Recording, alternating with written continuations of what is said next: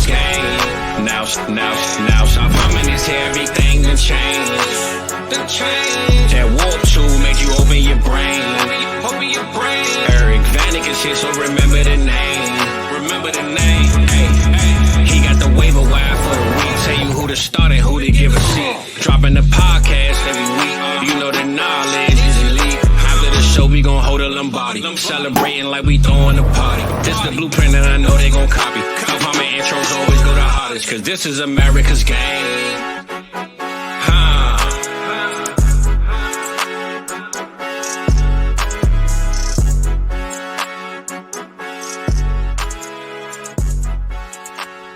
What is up, everybody? Welcome back to America's Game, episode number 22. I am your host, Eric Vanek. You can find me on Twitter at Eric Vanek NFL, and you can also follow the show at America's Game Pod as well on Twitter. And this week, I am joined with one of my good friends in the space, somebody I've known, probably almost over 20 years now, Scott Connor. Scott, what's going on, man? Eric, good to be back. This is always our favorite time of the year, going through the depth charts and kind of going through every single player that could be stuck on our rosters and figuring out who the shit is that we can get rid of, kind of what forecasting for 2024 looks like. So glad to be back with you, man. And I think, just to correct you, I believe that I first met you when maybe I was 13 years old. Maybe I mean it was like you were literally, I don't even think in like junior high yet. Yeah, probably. So not. I mean it has been 25 years. So it's pretty cool that we're actually here doing a podcast. You know, we started America's Game together, and it's pretty cool that we're still here doing it damn near 25 years later. So yeah, absolutely, man. Always good to have you on. We love doing these depth chart ones and going over every single player. Like, that's one, like when I first started listening to podcasts and you told me about them, you know, getting into listening to them, I forget even what show it was, but one of the shows that I enjoyed the most that you had me listen to was two people going through every single player on every single roster for like each division. And like, I'm like, oh man, nobody's doing this. So I like it that, this is kind of the staple for me and you that, we always do this one together. And usually a lot of people listen to it. The one we did before the season started, when we went through every single depth chart, Mike was telling me that's still the most downloaded episode on South Harmon history. So pretty cool to have that little mark for doing that. So everybody loves these kinds of shows when me and you do it. So excited to have you back, man, for sure. Yeah, looking forward to it. And it's crazy because I started doing this couple weeks ago just for my own teams, like going through them and like, all right, I know the waiver wire closes on a lot of leagues like after this week or definitely next week, but a lot of our leagues, like Sleeper especially, like they lock everything down after the playoffs. Yeah, like, it's like grayed out. You can't, a lot of formats you can't even pick anybody up.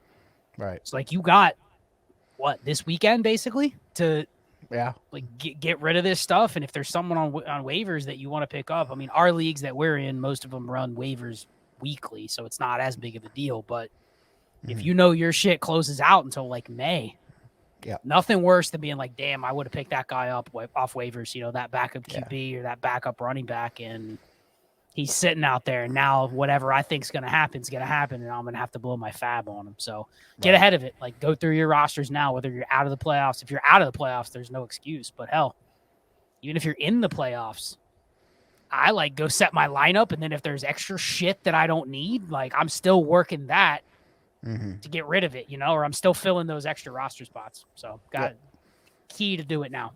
Yeah. Same thing I was going to say. It's key to do it right now. Get ahead of all your league mates doing it. If they listen to this show or other shows, it's good to just get ahead of it and get the first pick of all those players off of the waivers. Kind of like, when we do at the beginning of the season, if you listened to us last year, you probably have a bunch of Jaylen Warren, and Jaylen Warren has helped you at points. Jaleel McLaughlin was one from earlier this year. He hasn't really hit like Jaylen Warren did, but you can get these free guys, get a look at them and get them on your rosters before everybody else. So I enjoy doing that. But before we do start, though, Mr. Number 2 in the FFPC main event, man.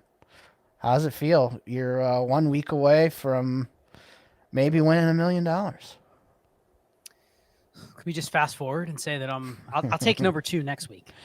Right, that'd be nice. Can we forecast what this week's going to look like so I can stay in that spot? No, I'll just say this. It's the first time I've been in like the top 5 or even like top 10 down in the last week. I mean, we've had some teams that have been, top 50, whatever, but it realistically weren't going to win.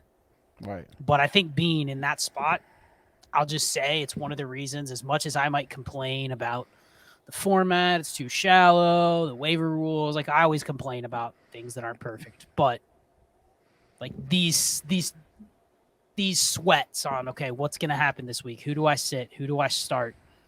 Trying to play the game theory against the other teams. I mean, I've calculated there's about, I'd say 15 to 20 teams realistically that I think can win. I mean, they got to make up 50 points on the field, which is hard to do in a format where you're scoring, 170 to 190 a week. Like it's hard to put up enough where you just blow everybody away.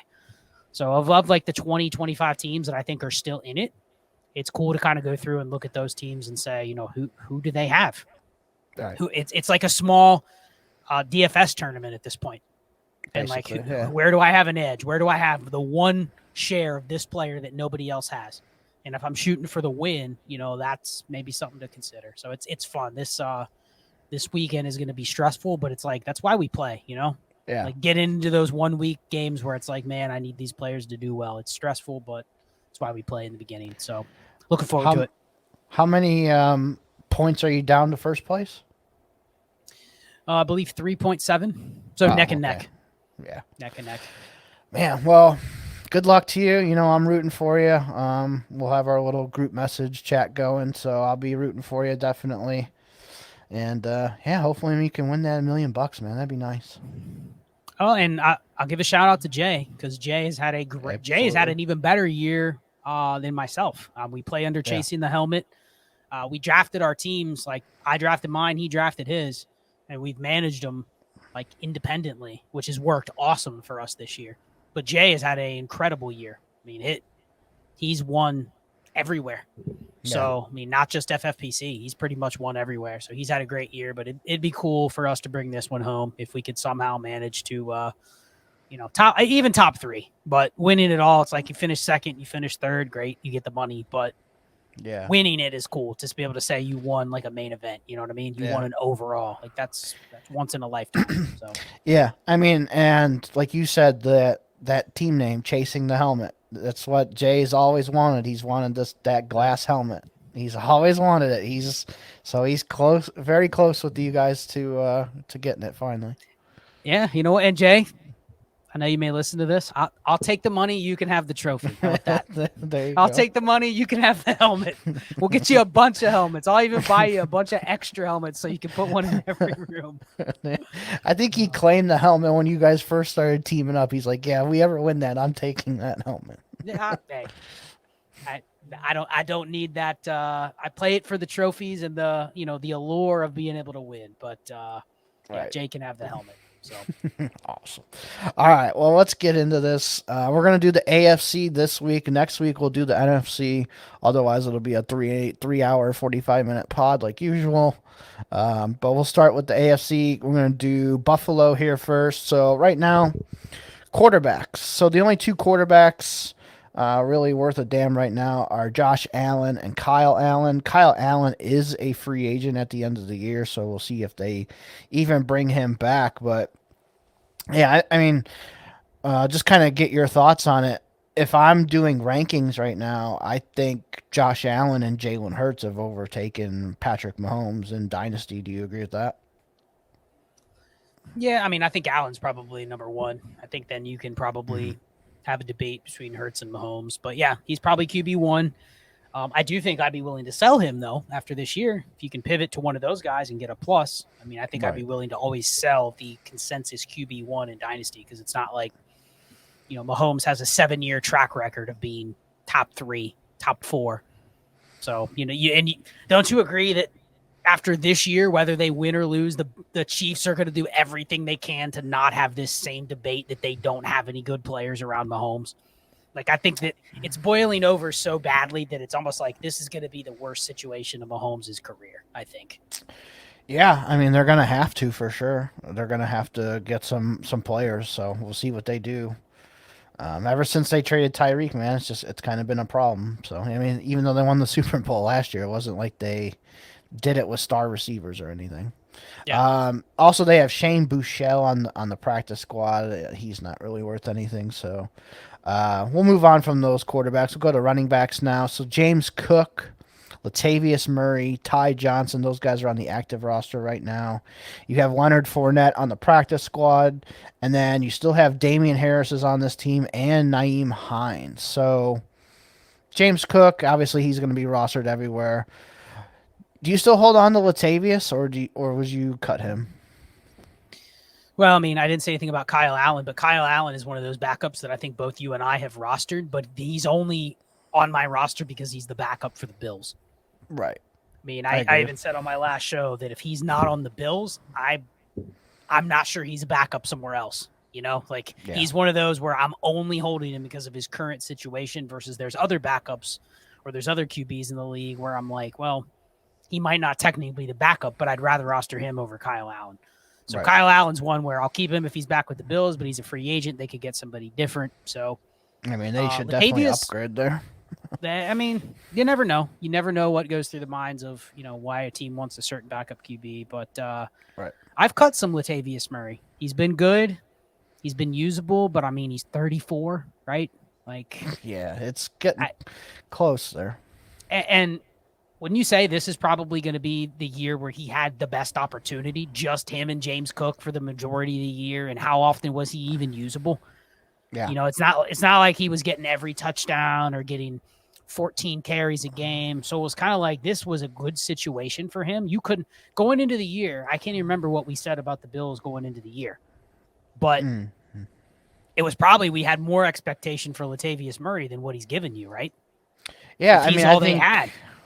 I think me personally, I was more thinking Damian Harris is going to be the guy. One of the two, right? Right. And then Damian goes down, and Latavius doesn't do any more than he was before. So he's a guy I'm willing to cut for a younger running back or even backup QBs. I'm willing to cut, Latavius into the offseason. If someone else wants to clog him and hold him, I mean, dude could retire. So, right. Yeah, that's one I'm okay with cutting because there's other guys I can pick up. And I'm also just mentioning now because you've mentioned it a couple times. I think both of our philosophies have changed on carrying backup quarterbacks. Like they're just dropping like flies again this year. Like holding some of these backup quarterbacks, even in lineup leagues, maybe even some best ball leagues. I think I'm more willing to do it now. I mean, we haven't really hashed it out a ton, but yeah, that's been my theory. Is I've totally shifted from what I noticed in 2023 was the backup QB usefulness and trade market was better at that position than it was running back. Right. Now, I'm still good with any running back on a 53, stash the backup running backs. But I also felt like as more people listened to us last year, it felt like it was harder to move some of those running backs in the leagues that I had them.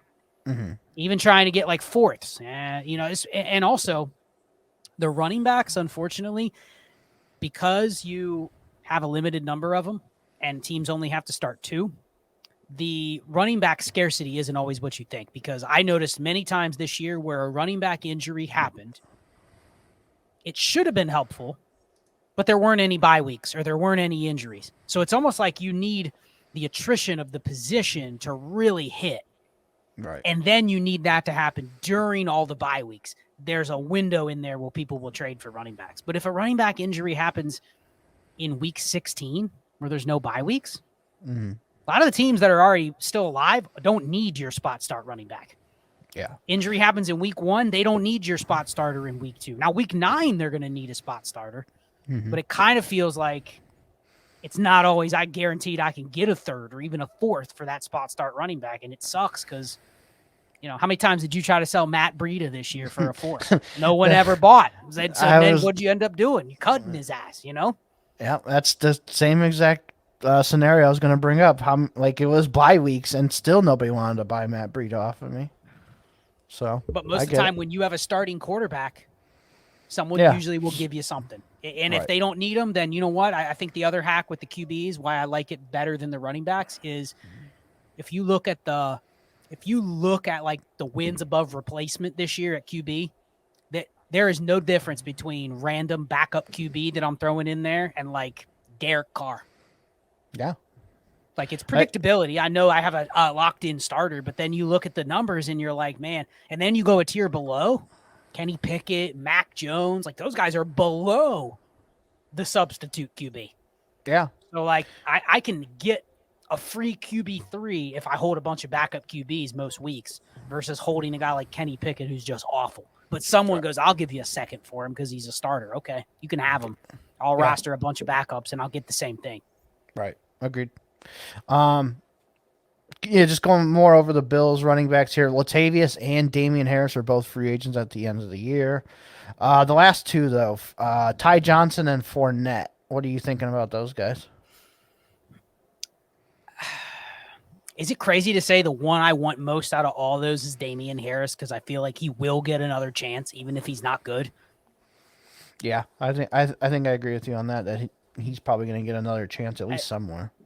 I've cut all my Nyheim Hines before the season. I've cut a couple Fournettes. You couldn't have asked for a better opportunity than he got this year, and he never played. Yep. And then Ty Johnson, I'll cut him because he's a malingerer that'll just show up continually. As long as he's healthy, he'll have he's the next Royce Freeman, where he signs every week with a different team. But do you really even want him? Right. So I think I'm fine cutting all the Bills, honestly. Damian would be the number one, but if you told me I'm cutting all the others, then okay. I'm not scared somebody else picks up Leonard Fournette or Ty Johnson or Latavius Murray. So if I have to, there's other guys I'd rather hold. Okay. Do you don't have any interest in, now that the season's almost over, picking up Nyheim Hines and just see what happens? Any running back on a 53, so sure. Okay. If you're struggling to find that last spot to use up, that could be a guy that you could pick up and just see what happens. Well, okay, so here's where we may differ a little bit. Who would you rather roster? A guy like Nyheim Hines or Ty Johnson, or the low-end backup QBs that you don't see any value other than they're in a good... would you rather roster those two or C.J. Beathard and Kyle Allen? I think I would rather have Ty Johnson right now, or... Yeah, probably Ty Johnson, because I just don't see any real upside with Kyle Allen and C.J. Beathard, even if they did start. Okay, but that's where we differ. Because I'm basically looking at it from, I don't even care about the upside. I'm trying to cast as wide of a net as possible, which means I'm probably going to be even slimmer than other teams. I was looking at a roster today.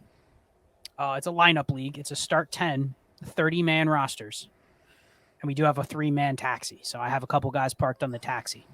I'm rostering 19 quarterbacks. Holy shit.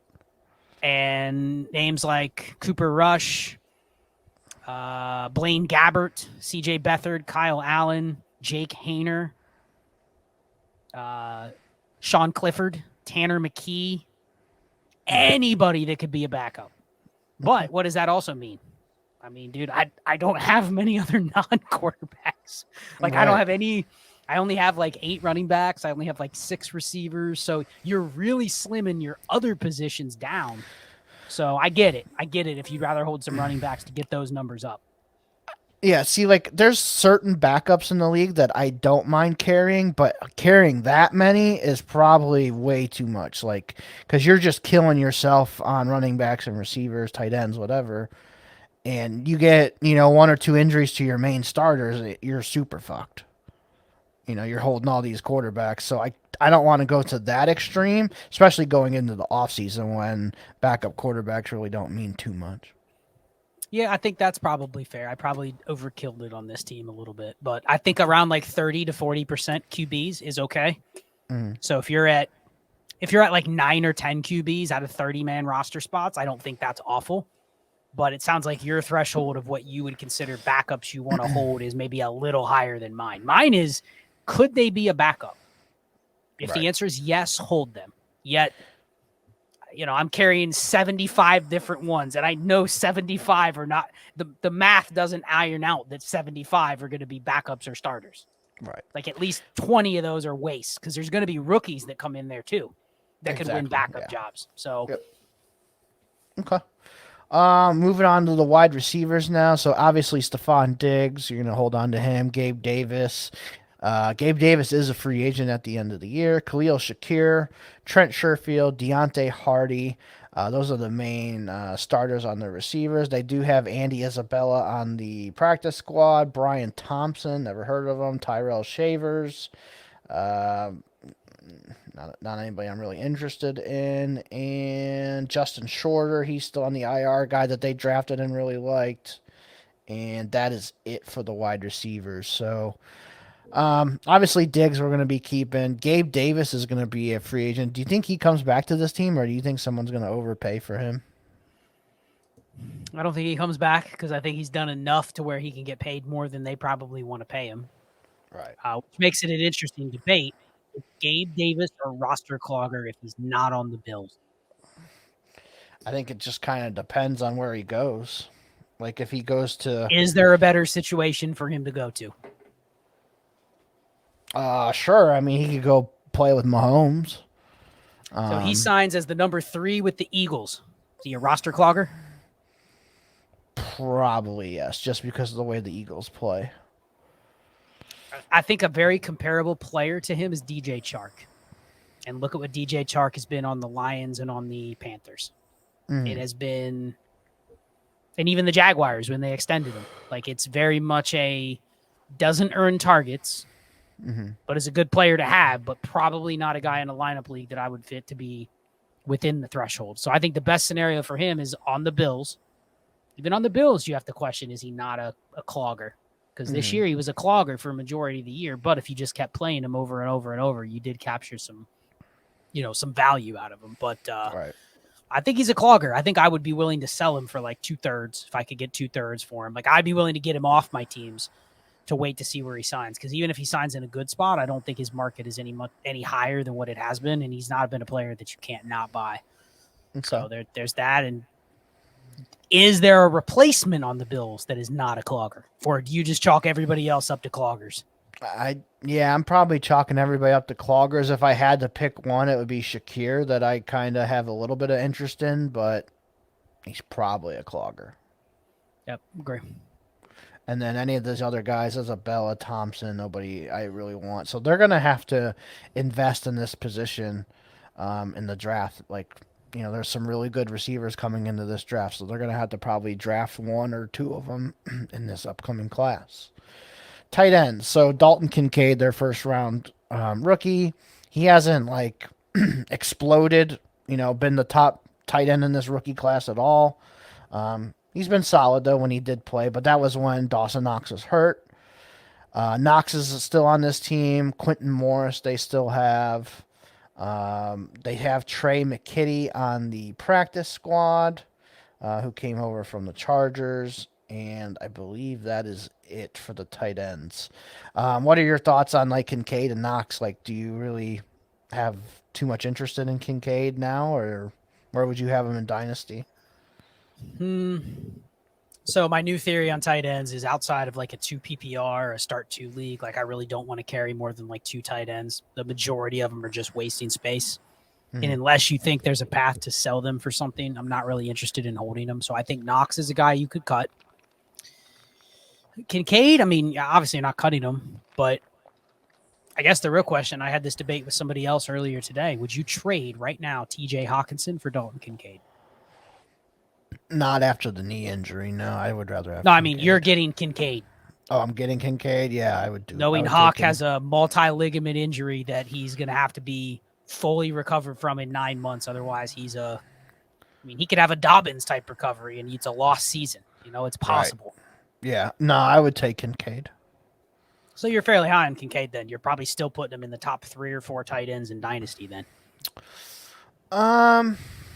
McBride, Laporta. Who else?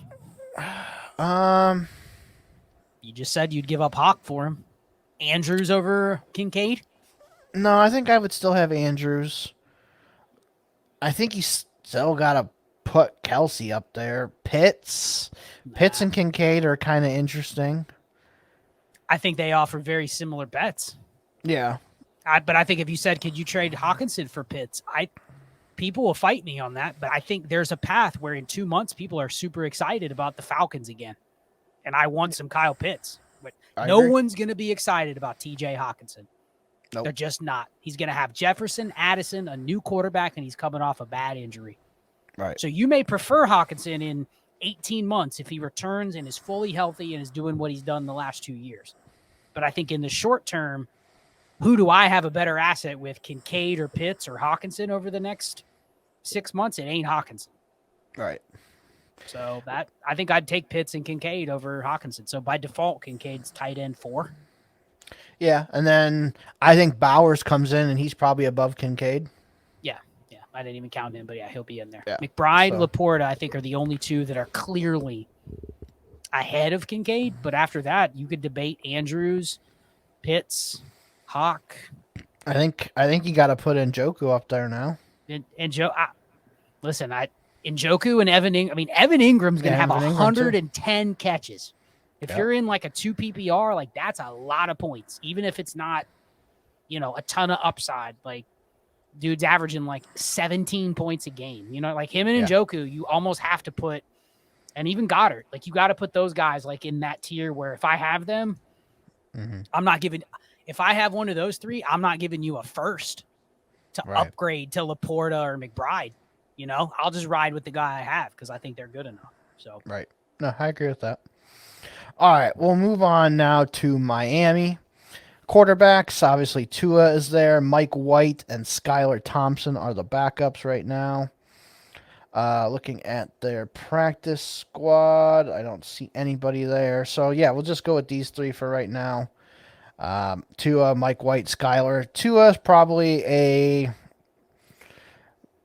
back end of the top 12 quarterbacks in Dynasty. Mike White, Skylar Thompson.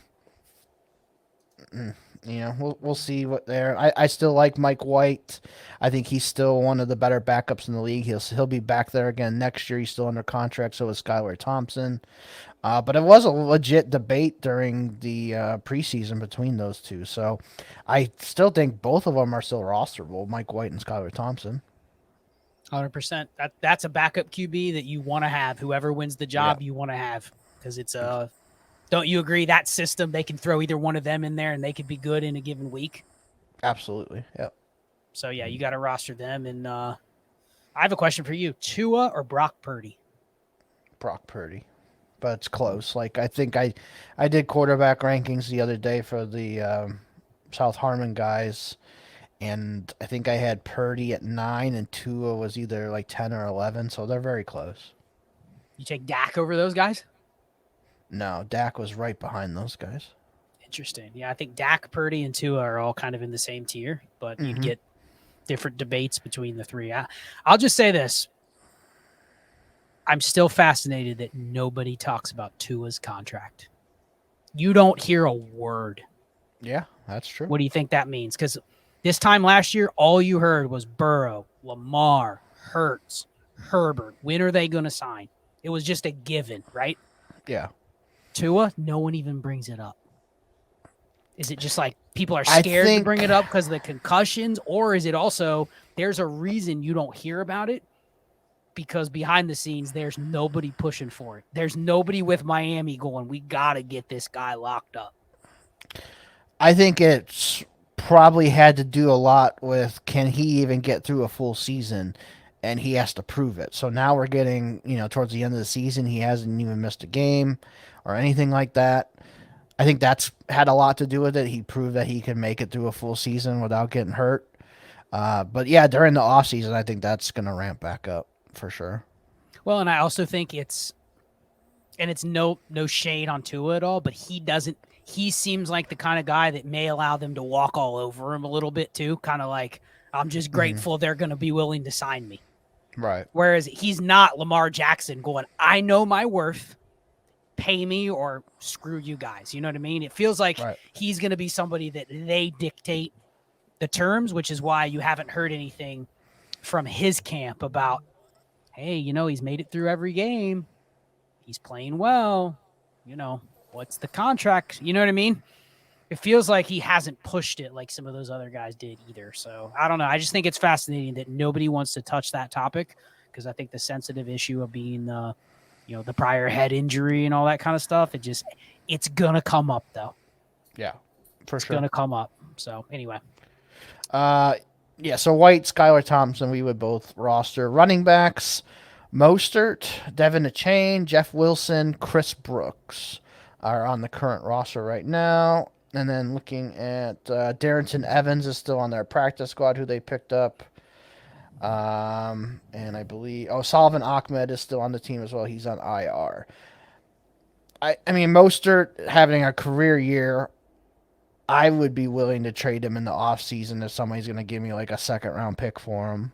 I mean, if you can get a first, fuck yeah. But I think it's going to probably have to be like a second and maybe something else.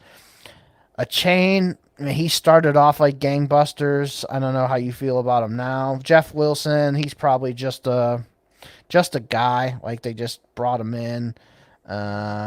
And Ahmed is a free agent at the end of the year, so he could end up walking. And then Chris Brooks, too.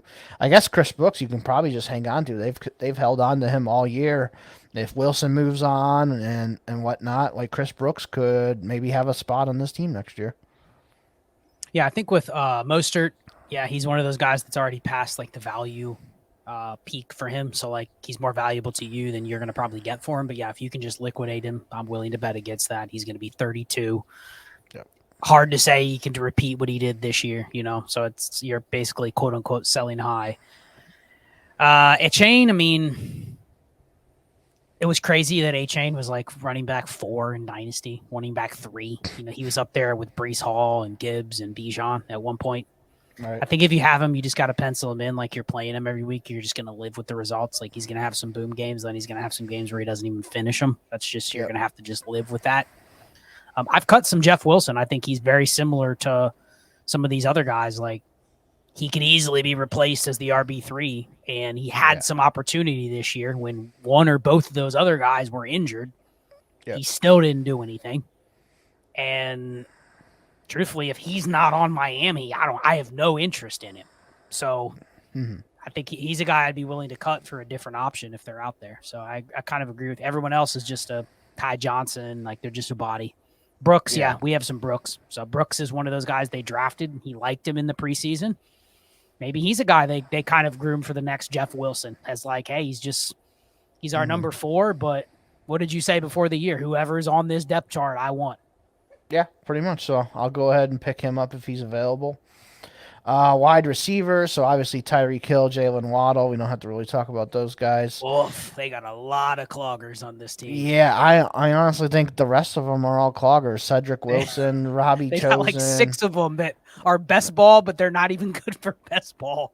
Yeah, Claypool, Braxton Berrios, River Craycraft, Anthony Schwartz. I didn't even know he was on their practice squad. Braylon Sanders, who hasn't been up. Freddie Swain. Jeez, they got a lot of Eric Ezekama's on IR. So, yeah, they have a lot of guys, wide receivers. But I think they've kind of proven that, like, even with Berrios and Chase Claypool and Wilson, all these guys, like, the third wide receiver, like, may have one game a year, but, like, they just don't matter. It's just all Waddle and Tyreek. Yeah, and they're all free agents. Wilson, Craycraft, Claypool, and Berrios are all free agents. So, I mean, I wouldn't be shocked if they literally have maybe they keep one, you know what I mean? But, like, I wouldn't be shocked if they had all different receivers next year. And clearly all these guys are only being held because they're on Miami's offense. Right. Yeah, so if I'm holding them right now, I'm cutting them. Like lineup leagues, they're just guys you cut for any running back that's alive. Yeah. Or any quarterback that's alive. Yeah, I agree with that.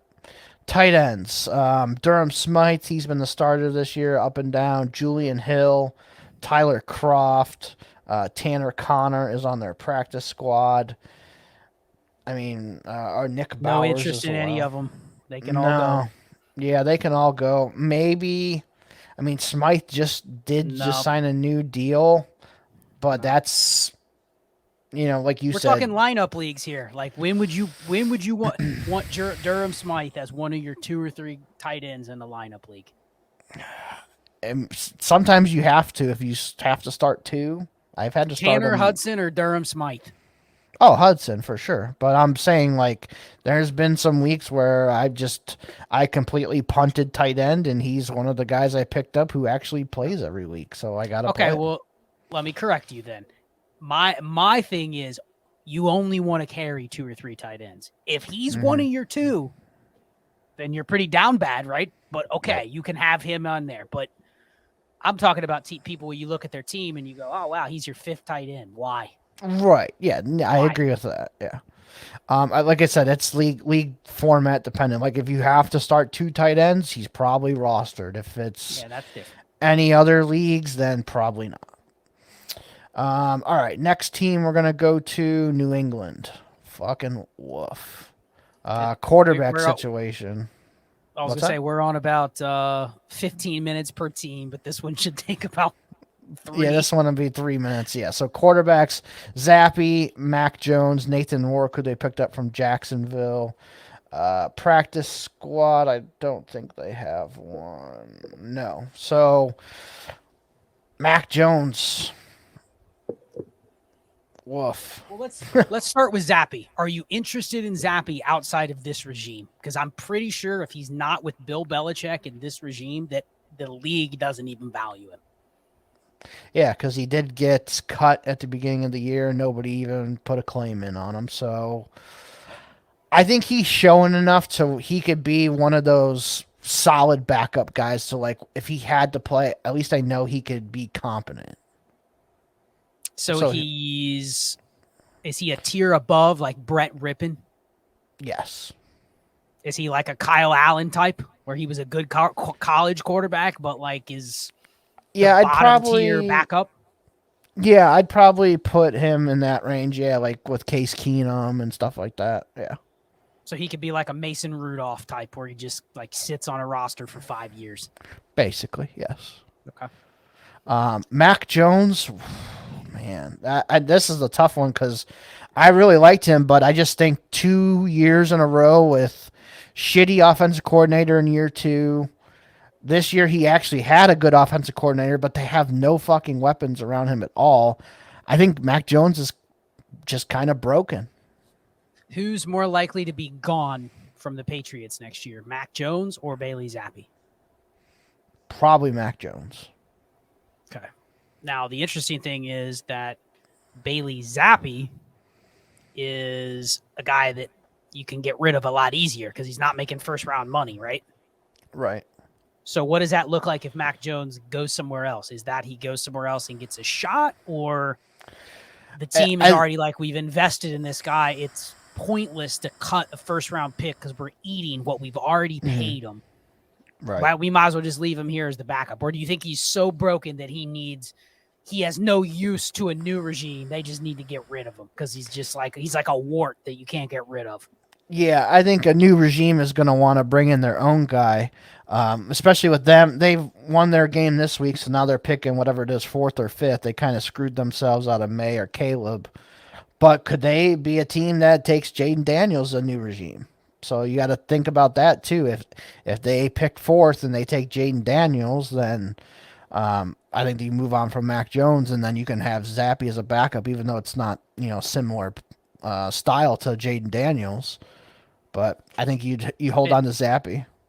Is this a team that also could go not draft a QB and bring in another guy that has starter experience, and they give the competition between them and Mac Jones, and they figure this is a rebuilding year anyway. We're just going to basically, let the two, it's almost like we're going to let like a Ritter and Heineke fight it out. But the reality is we don't have a good quarterback. So it's kind of like a quasi tank for next year. Cause I don't think they rebuild a roster with a new regime overnight. Like, I don't think they're competitive next year either. So, like, keep Mac Jones and bring in, like, a Drew Lock or someone like that, and it's just a competition.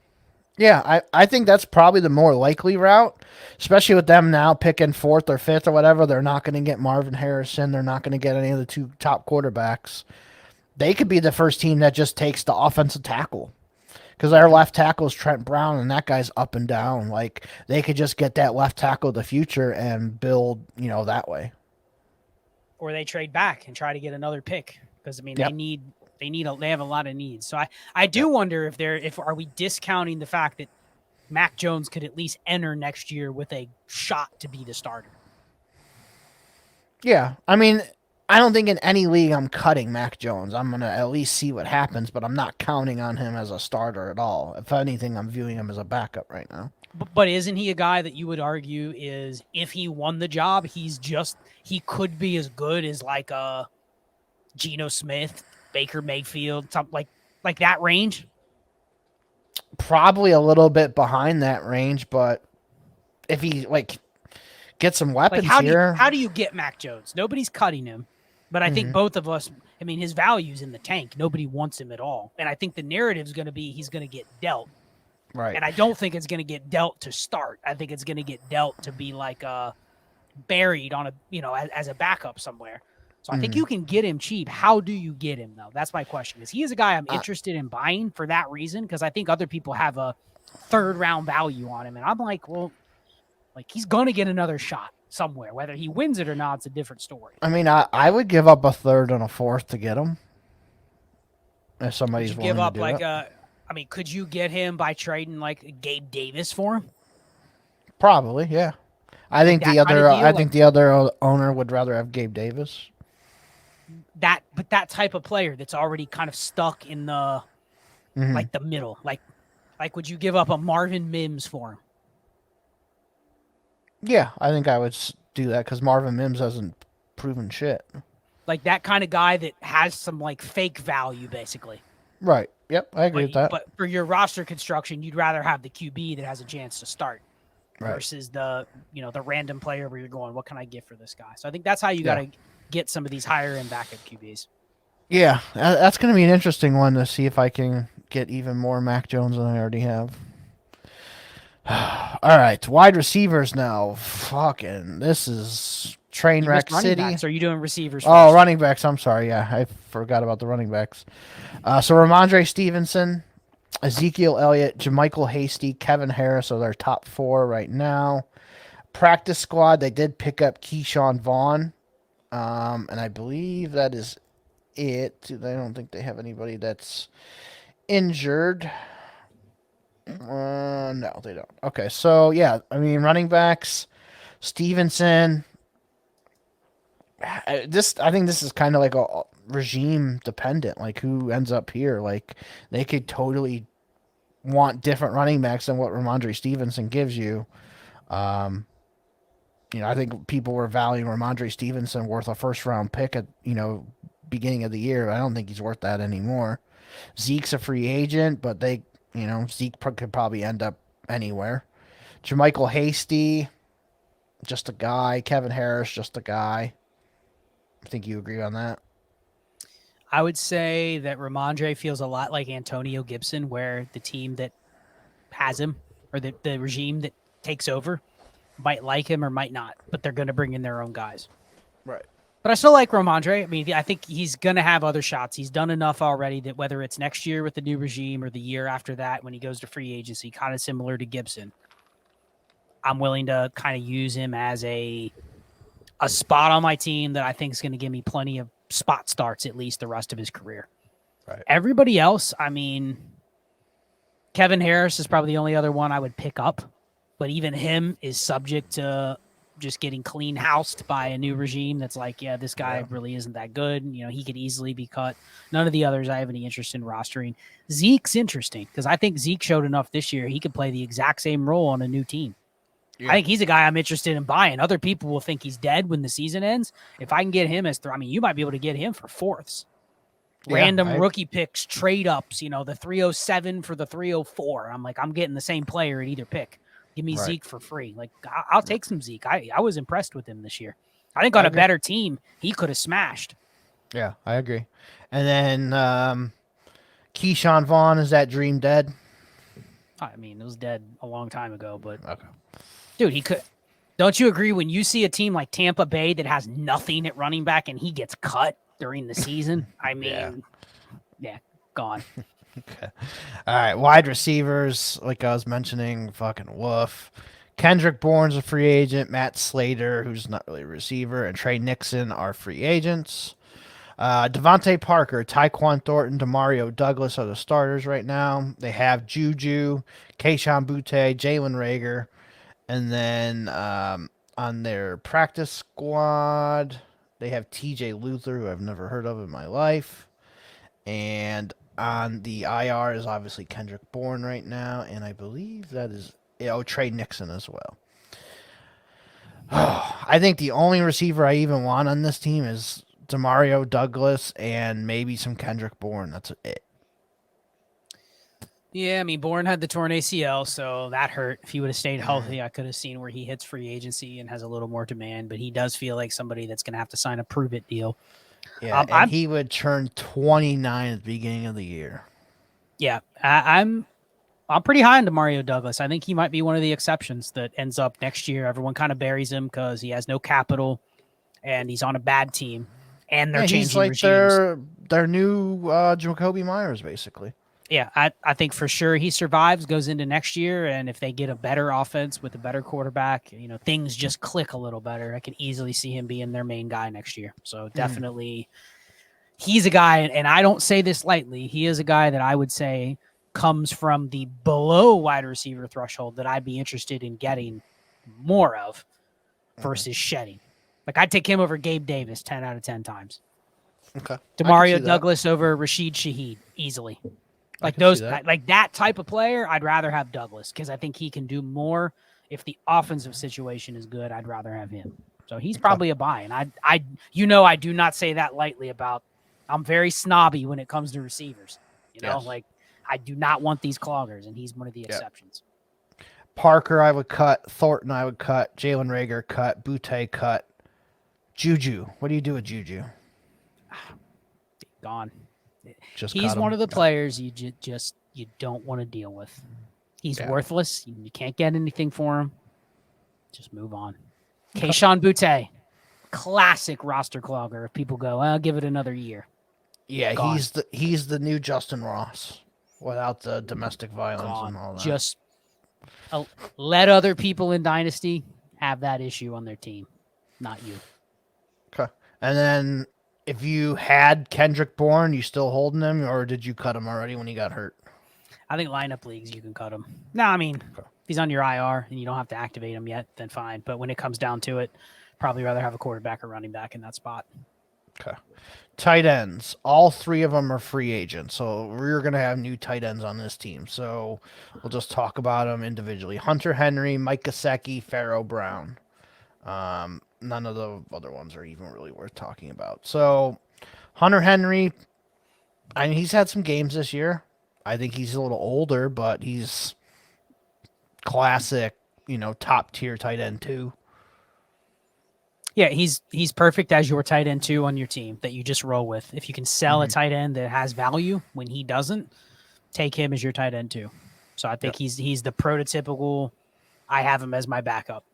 Right. When I have to play him, I'm just playing him. There is no flexing him or playing guessing games with him, Like he has a specific role. If I have more than that on my roster, I don't need him as my tight end 4.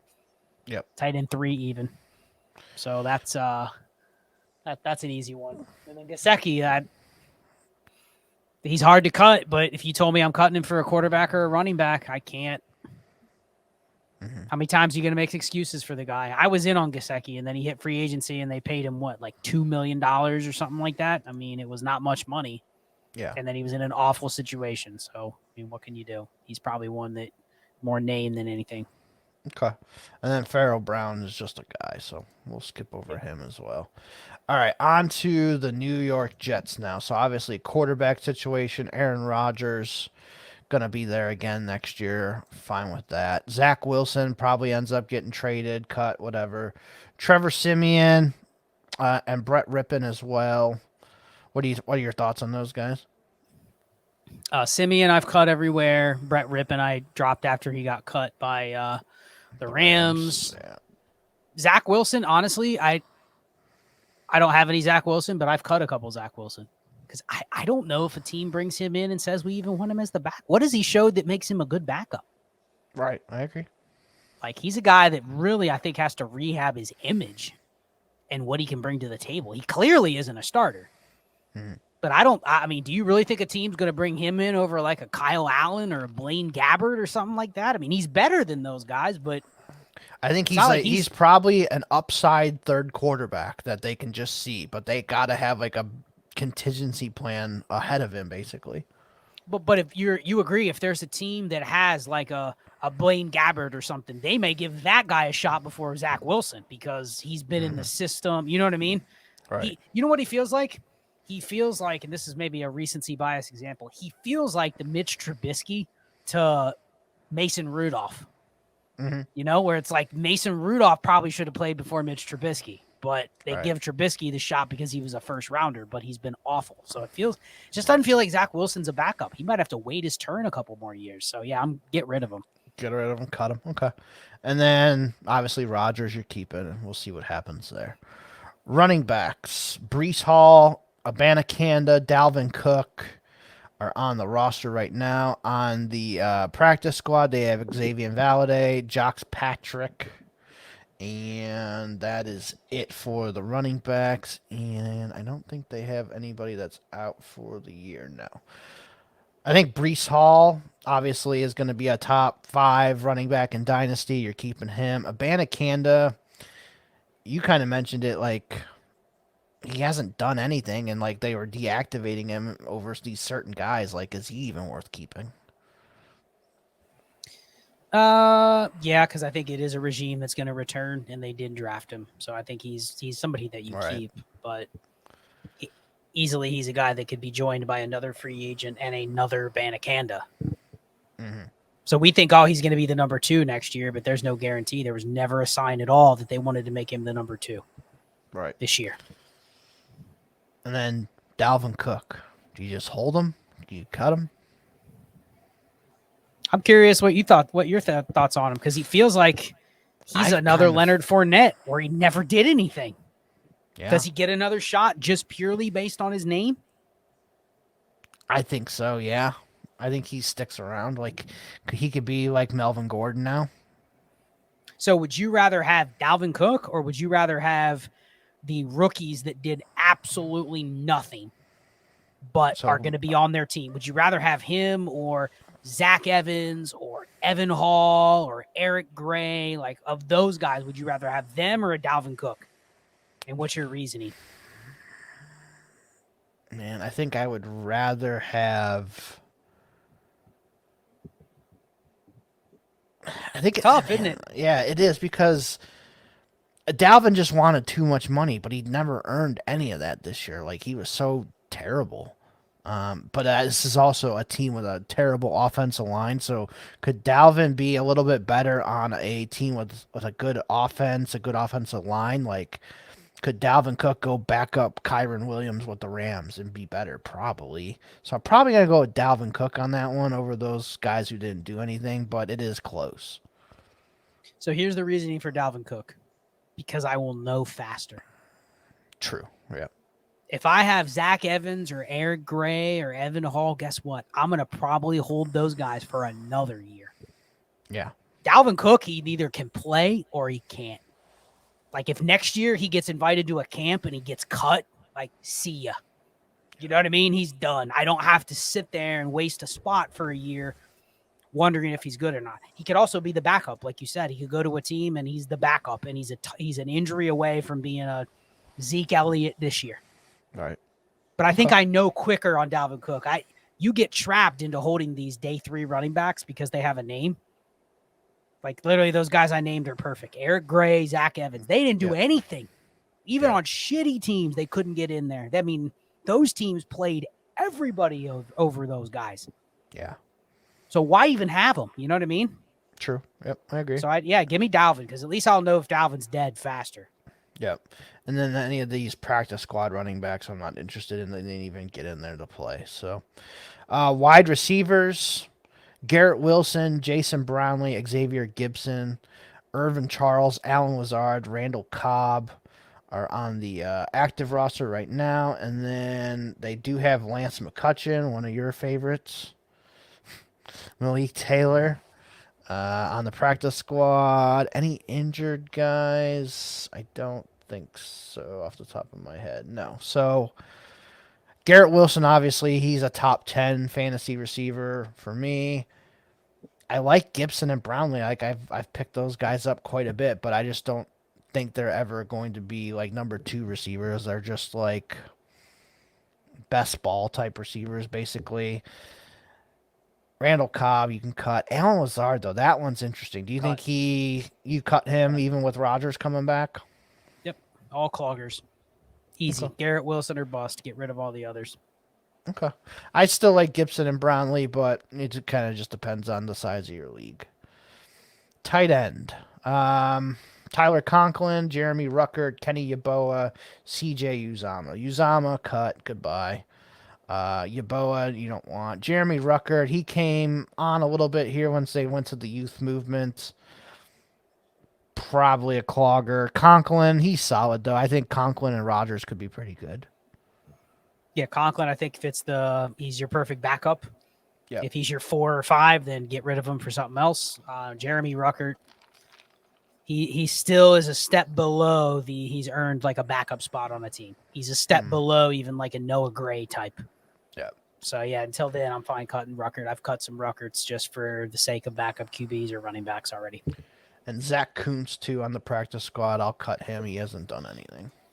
Yeah, I mean, we're talking 2 tight end leagues or different leagues with super deep rosters or 2 tight ends or, those are slightly different, but we're talking most people play in 1.75, 1.5, start 1. Like these guys are just cloggers, all of them. Yeah.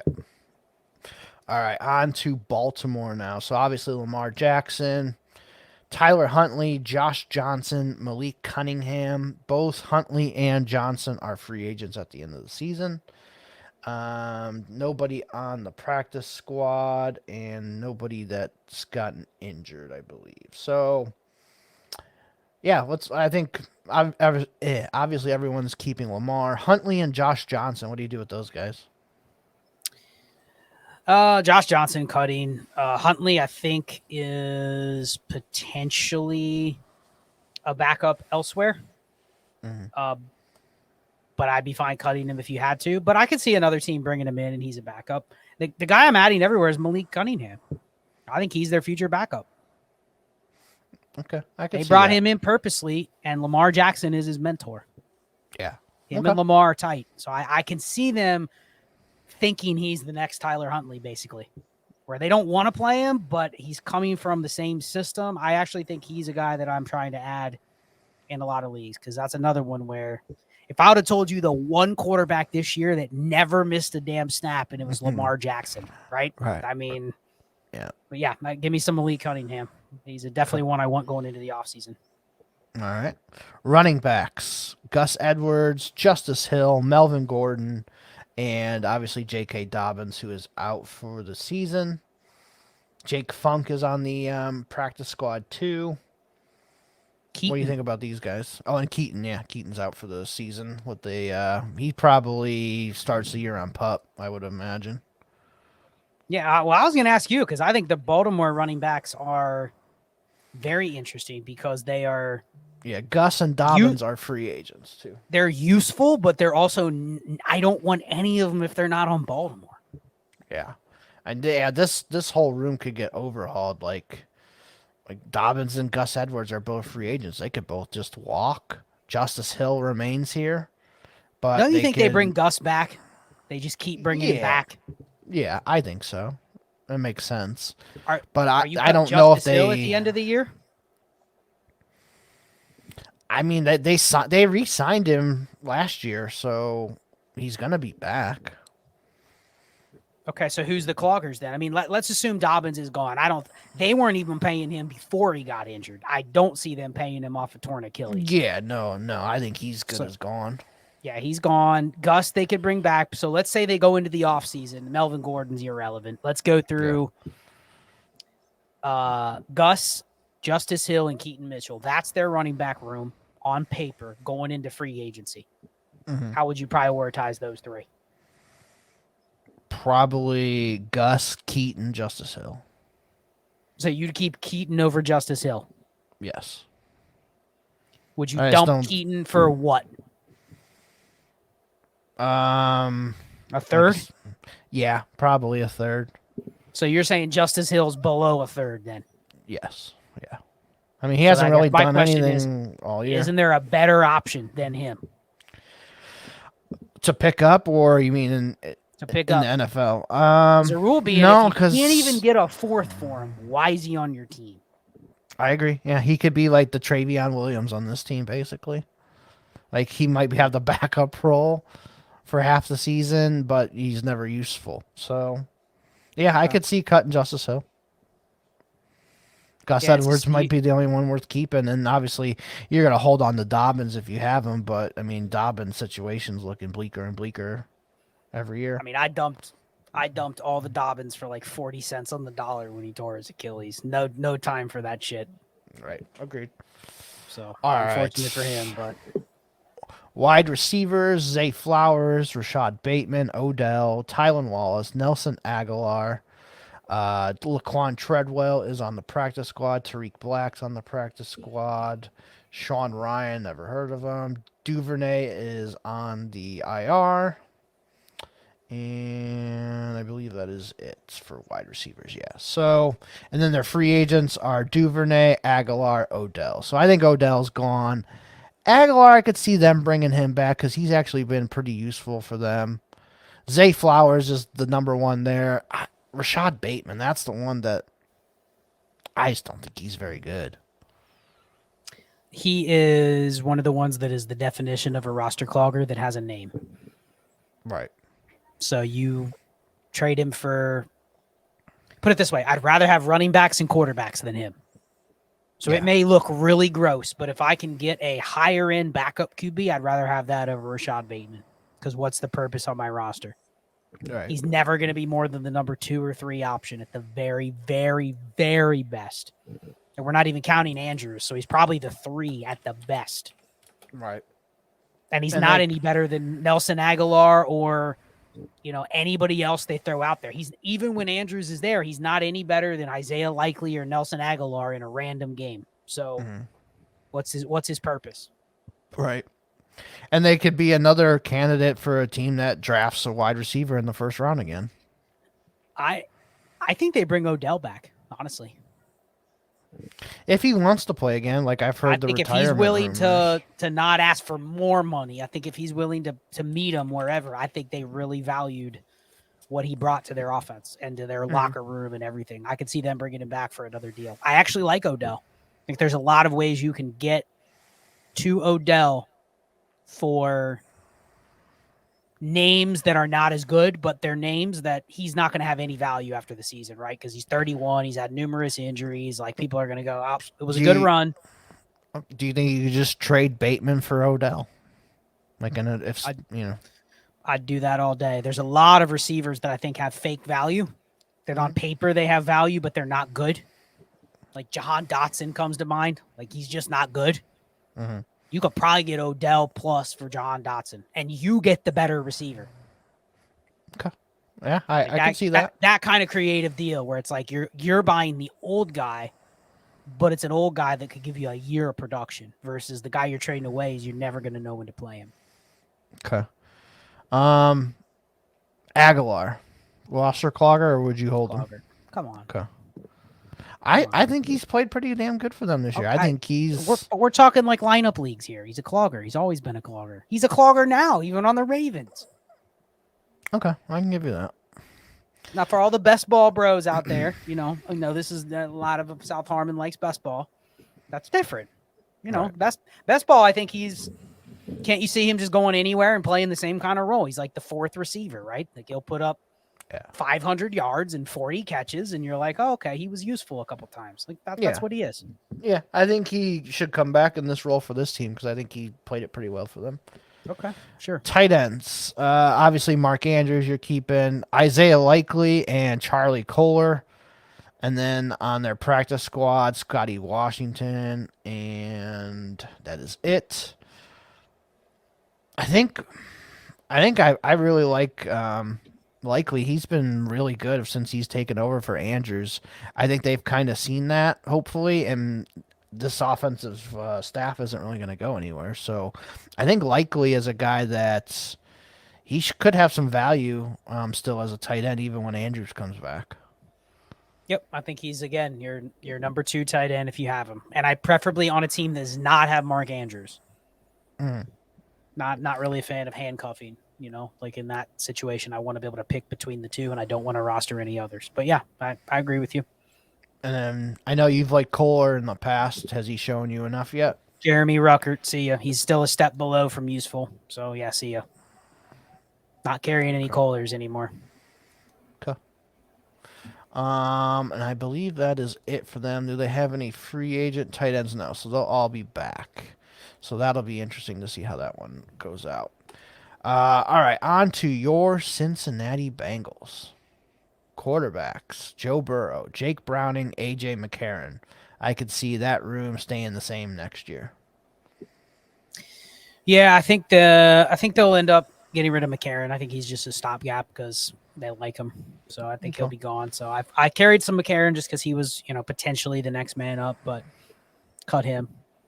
And yeah, I think it's Burrow and Browning next year. Yep. And you want to carry Browning. So easy. Yeah. And they had Drew Plitt on their practice squad. I think they finally made, because here's the thing. Browning is an exclusive rights free agent. They're going to be able to bring him back on a agreed upon deal. So he's going to be back there for one more year. But I also think I could see him being a guy that gets more money the next year because of what he did this year. Mm-hmm. Like he could be don't you think he could be a backup that gets like $4 or $5 million or something like that? And the Bengals ain't paying that. So they'll just I could see them also drafting a QB this year, like a 5th round guy, and seeing if that guy's their future backup, but he's the number 3 for the first year. I could see that. So Bo Nix, got it. Sure. Jordan Travis. There you go. All right, running backs. Joe Mixon, he did sign a restructured deal before the season starts, so I think he'll be back. Chase Brown, he's showing the last couple weeks, showing a couple things. Travion Williams, Chris Evans, those guys are definitely cloggers on every waiver wire that I've seen. Don't want any of those guys. And then practice squad, Demetric Felton's still there. I'm surprised Felton's never really gotten a chance with them yet. And that is it. Yeah, I think like the QB room, I think the running back room probably looks pretty similar to what it is right now. They probably Mixon, add another guy. Chase Brown. Yeah. I think they roll with Mixon and Chase Brown and probably a third guy that they I could see if he gets cut. A free agent. I could see if he gets cut. One thing I've read before is that Samaje Perine kind of regrets leaving. Mm-hmm. I could see that being a guy, if he gets cut, then that could be the type of guy they sign back, which is annoying for Chase Brown. Yeah, for sure. Because they'd probably be like, oh, we're going to play Perine over him. You know what I mean? That wouldn't be the kind of guy you'd want to see him sign, but don't put it past him to be like, oh, yeah, we like that guy. And now we can get him cheaper than the $4 million that he left in Denver. Okay, sure. Yeah. $1 million? Okay, come on down. Yeah, I can see that. Travion Evans just cut. Yeah, come on. Okay.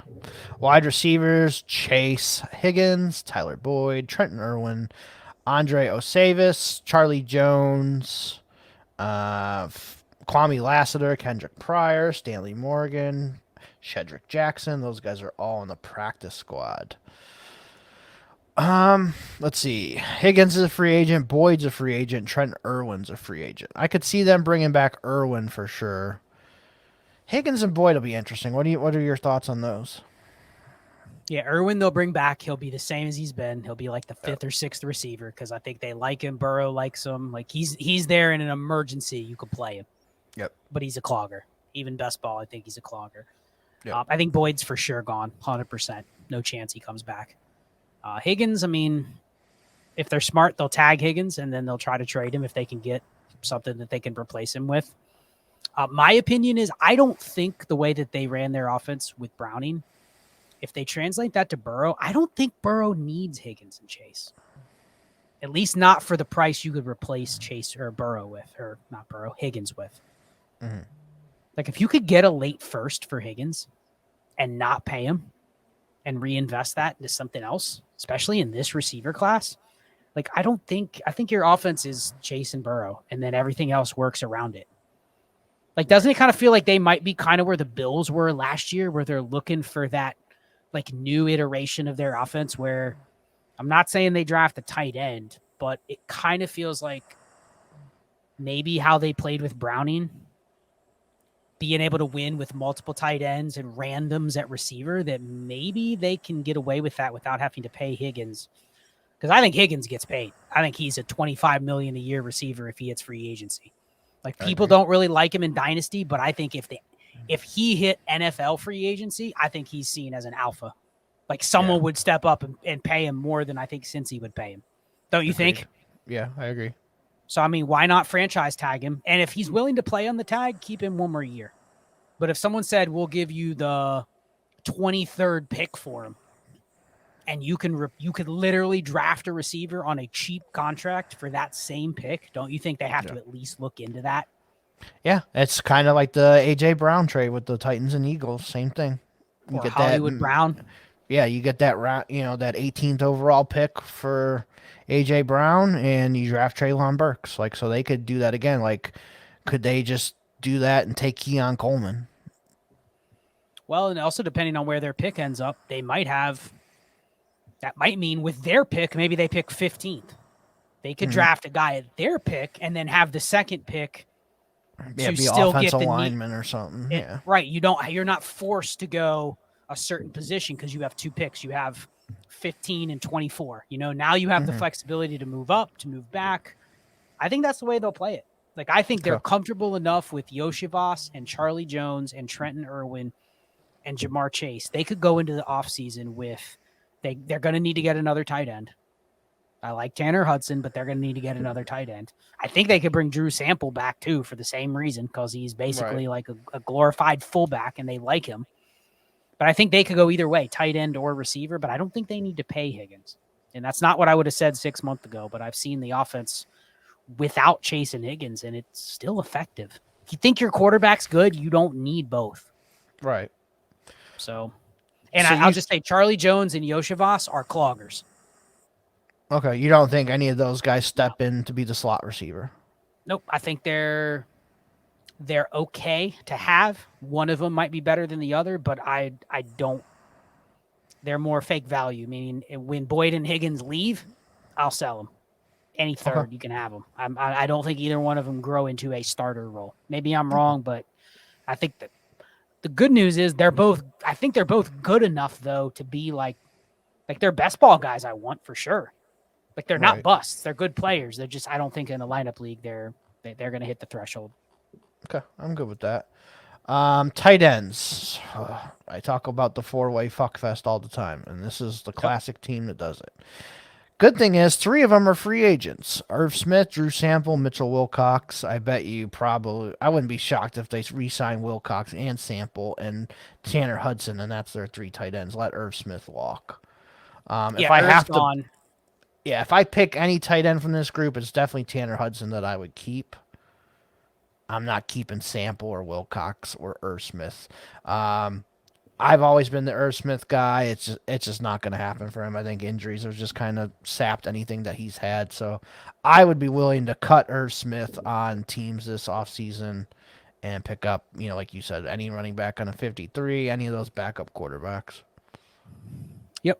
And I do think that Tanner Hudson is a good guy to hold on to, but I do not think he's their starter.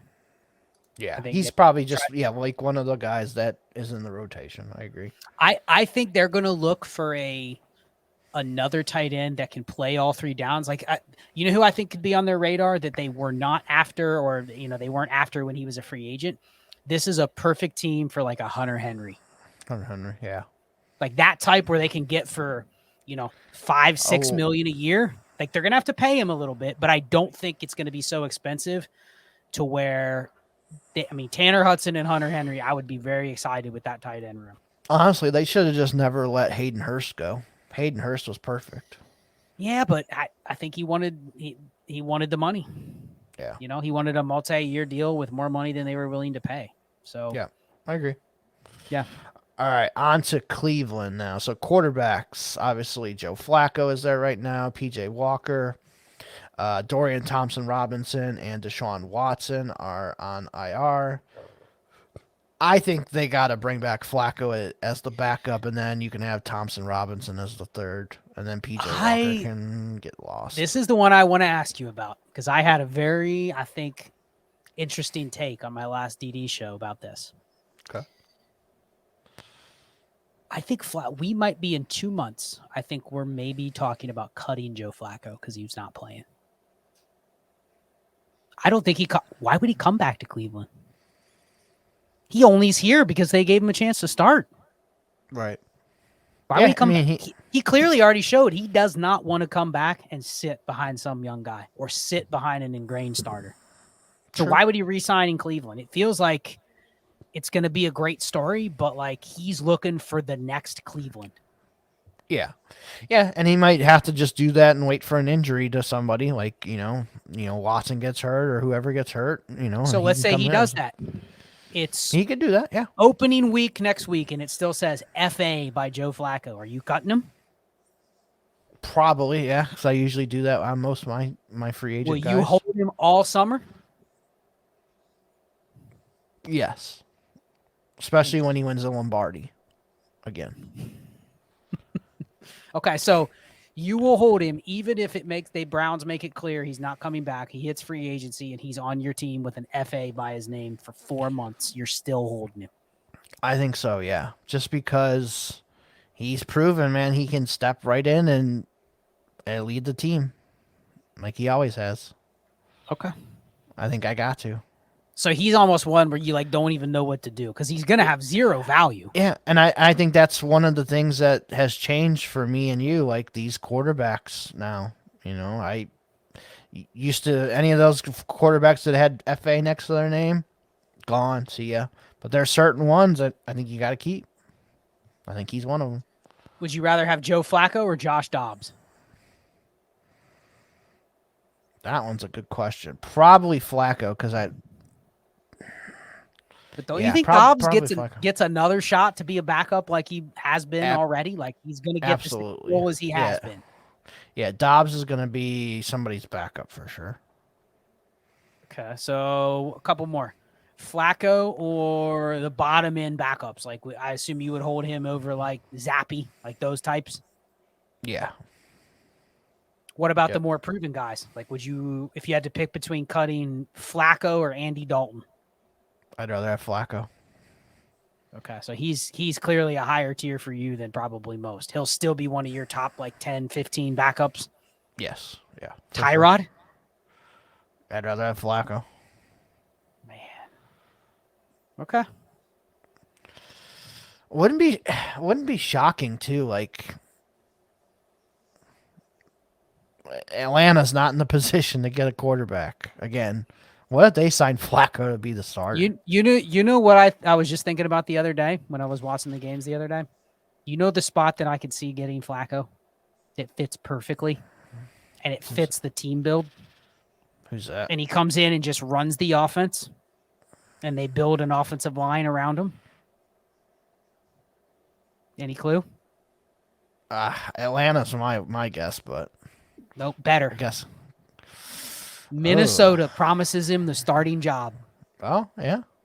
And they just say, you're the starter. Here's all these weapons. Right? And just goes in there and does sink or swim. Because that's a team that really doesn't have an option, right? Unless Cousins is willing to take a discount. Yeah. They're going to be looking for a QB, don't you think? And I think of all the bridge guys, what they're going to cost versus what they can do, kind of feels like Flacco may be the cheaper, cleaner, like, hey, we'll give you $10 million for 1 year and you're starting. There is no, you're going to compete with Josh Dobbs or Jaron Hall or Nick Mullins. Like you're the starter versus here, Joe, you want $8 million to back up Deshaun Watson, but you're not the starter unless Deshaun gets hurt. Yeah, no, you're bringing up good points. I could definitely see that happening to Flacco. And let me just ask you this one more point because you're a Browns fan. Does Deshaun Watson want Joe Flacco in that room? Hell no. Don't you think that creates like a weird dynamic where like all the fans are like put Flacco in, and everyone's like, even players on the team might be like, because didn't Amari say that Flacco's like the best QB he's ever played with in terms of getting him the ball? I mean, taking a that's shot why I at don't think he's back in Dak Cleveland. He's not back in Cleveland. I don't think you can have him and Deshaun on the same team because like Flacco's just the veteran, just sitting back there. Well, like, I'll tell you what, I'm here for the Nick Foles run from Joe Flacco. Just take us all the way to the Super Bowl. Let's win it. We'll build a statue and call it. So are you and me are going to be fighting for the Flaccos that people cut in Week 18, right? Pretty much, yes. Okay. We didn't even. I mean, we're talking about the backup of Deshaun Watson. So we haven't even really talked about Watson. What are you doing with him? Like, if you look at keep trade cut, he's down like 19, 20 of quarterbacks, and I just laugh at that. Yeah, which is dumb. As soon as the offseason gets here and some of the other guys ahead of him fall, like you're gonna rather have Watson. He's gonna get another 2 years. Yeah, he's not top like 8. And yeah. So yeah, I mean. He's not top trade 8 like Bryce I thought Young he was. for Deshaun Watson plus. Are you doing that? What was it again? You can trade Bryce Young for Deshaun Watson in a second. Oh yeah, I'm taking Watson easy. You could do that though. I mean, that's how far down Watson's been buried. Like yeah. I always thought of him as like a top 8 to top 10 quarterback. He's obviously not that now. I think I would take Dak over him. I would take Tua over him. I would take Brock Purdy over him. So, like, he's behind those guys, but, like, I would take him, like, Jared Goff or Watson, I'd take Watson. I think they're in the same range. But, yeah. He's in the range of you and I are probably going to like him a lot more than everybody else. Yeah. When you really start going player for player, value for value. So, like, he's clearly just going to be a buy. And then do you agree that DTR, he is the backup? Yeah, he's the long-term backup. Yeah, I think he's showing enough, and he's still improving. So yeah, he's definitely going to be somebody. Especially they drafted him too. PJ Walker, no thanks. He was terrible for. I know he got us some wins. I'm grateful, whatever, but he sucks. Yep. Running backs, obviously Nick Chubb got hurt. Probably start the year on PUP. Jerome Ford, Kareem Hunt, Pierre Strong. And then they have John Kelly on the practice squad right now. Yeah. Chubb, I still like, but obviously it's a very devastating injury. We'll see how he comes back from it, but he's going to definitely go down in the rankings. Kareem Hunt is a free agent. Honestly, I think the best spot for Hunt is probably just re-sign here again for another 1 year, whatever, $1.3 million deal.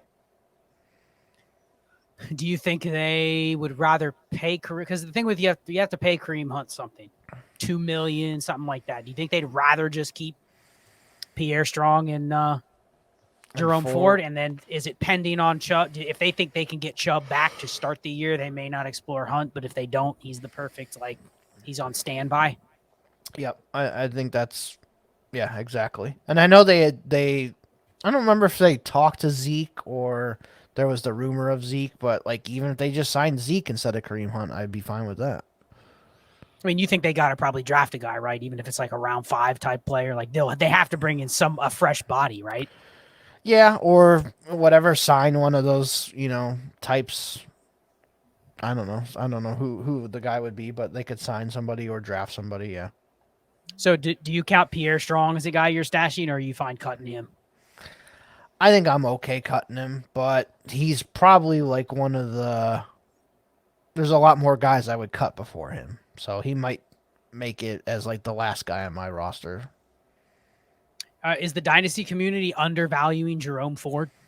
Like, is there a window where he continues to get bigger and a little bit better, and next year he's like a top 20 guy entering the year if Chubb's not ready?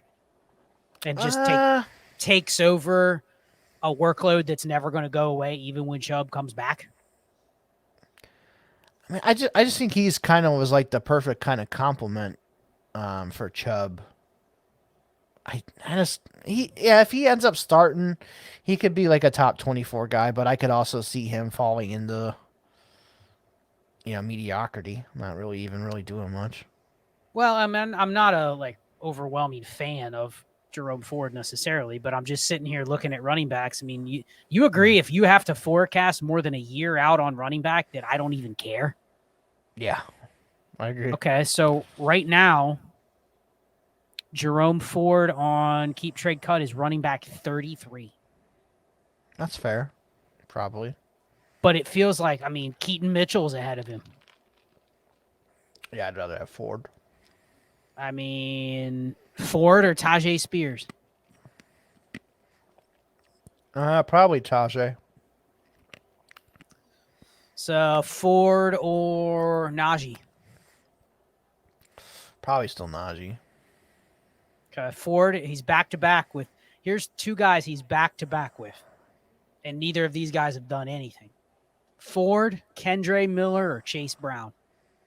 I'll take Ford over both of those guys. Okay, so that's the range of type of player you could get. And then one more of a guy that's slightly below him, but has probably done even more than Ford. Ford or Chuba Hubbard? That one. They kind of feel like the same type of guy, right? Yeah. A complimentary, but if you I was have gonna him, say Antonio Gibson too would be another one. One more. Would you add a third to Dameon Pierce to get Ford? Or No, I think you'd rather keep the third. I think I'd keep the third and Pierce. Yeah. Okay. I don't know. It just feels like you could go into the year next year where I could just picture, especially if they say Chubb's going to miss the first half of the year, they go into the season, Ford's being drafted in the top 24 running backs. Agreed. I could easily see that. Yep, I agree with that. All right, wide receivers now. Amari Cooper, Cedric Tillman, Elijah Moore, James Prochet, Marquise Goodwin, David Bell is on the active roster right now. Austin Watkins is on practice squad. Jalen Darden on practice squad as well. And then anybody injured, Jakeem Grant, you can cut him a long time ago. Michael Woods, you can cut him too. I think the only three receivers on this team I even want would be Cooper, Tillman, and Moore. I think the other guys are all cloggers. Yeah, what do you think about Tillman? I like him. I think Moore is a clogger, and I think Tillman is right behind him. I don't know about both of those guys. I think Tillman is pretty much the new Donovan Peoples-Jones. Like, he's out there for a bunch of snaps, good blocker, all that stuff. I just think I don't think he really got the chance this year to, with all these different quarterback changes, to really develop any sort of chemistry with any of them. So they obviously drafted him really high. They like him. I think he's still going to be a starter next year. Elijah Moore, definitely disappointing this year for me. He could be a clogger, but I don't know if I can cut him. No, you don't cut him, but I think he's in the Jahan Dotson range. He's a clogger, but he has value, which means you need to move him before the value starts to dissipate because he's not that good. Right. I can see that. It does kind of feel like those two are both guys that I think are going to have an off-season market that you should consider your roster construction and if you really want to hold them. Okay. I can get behind that. Tight ends, Njoku, Harrison Bryant, Jordan Akins, Zaire Mitchell-Payton on the practice squad. So obviously Njoku we both think really highly of. He's a top 8 tight end in Dynasty for sure. Harrison Bryant is a free agent, but I could see them bringing him back. And then Akins, they signed to a multi-year deal. They haven't really used him much. But this team likes to use the tight end, so I could definitely see them bringing back Bryant. Okay, so let me ask you, is Njoku a guy, if you have Travis Kelce right now, would you trade Travis Kelce for Njoku after the season?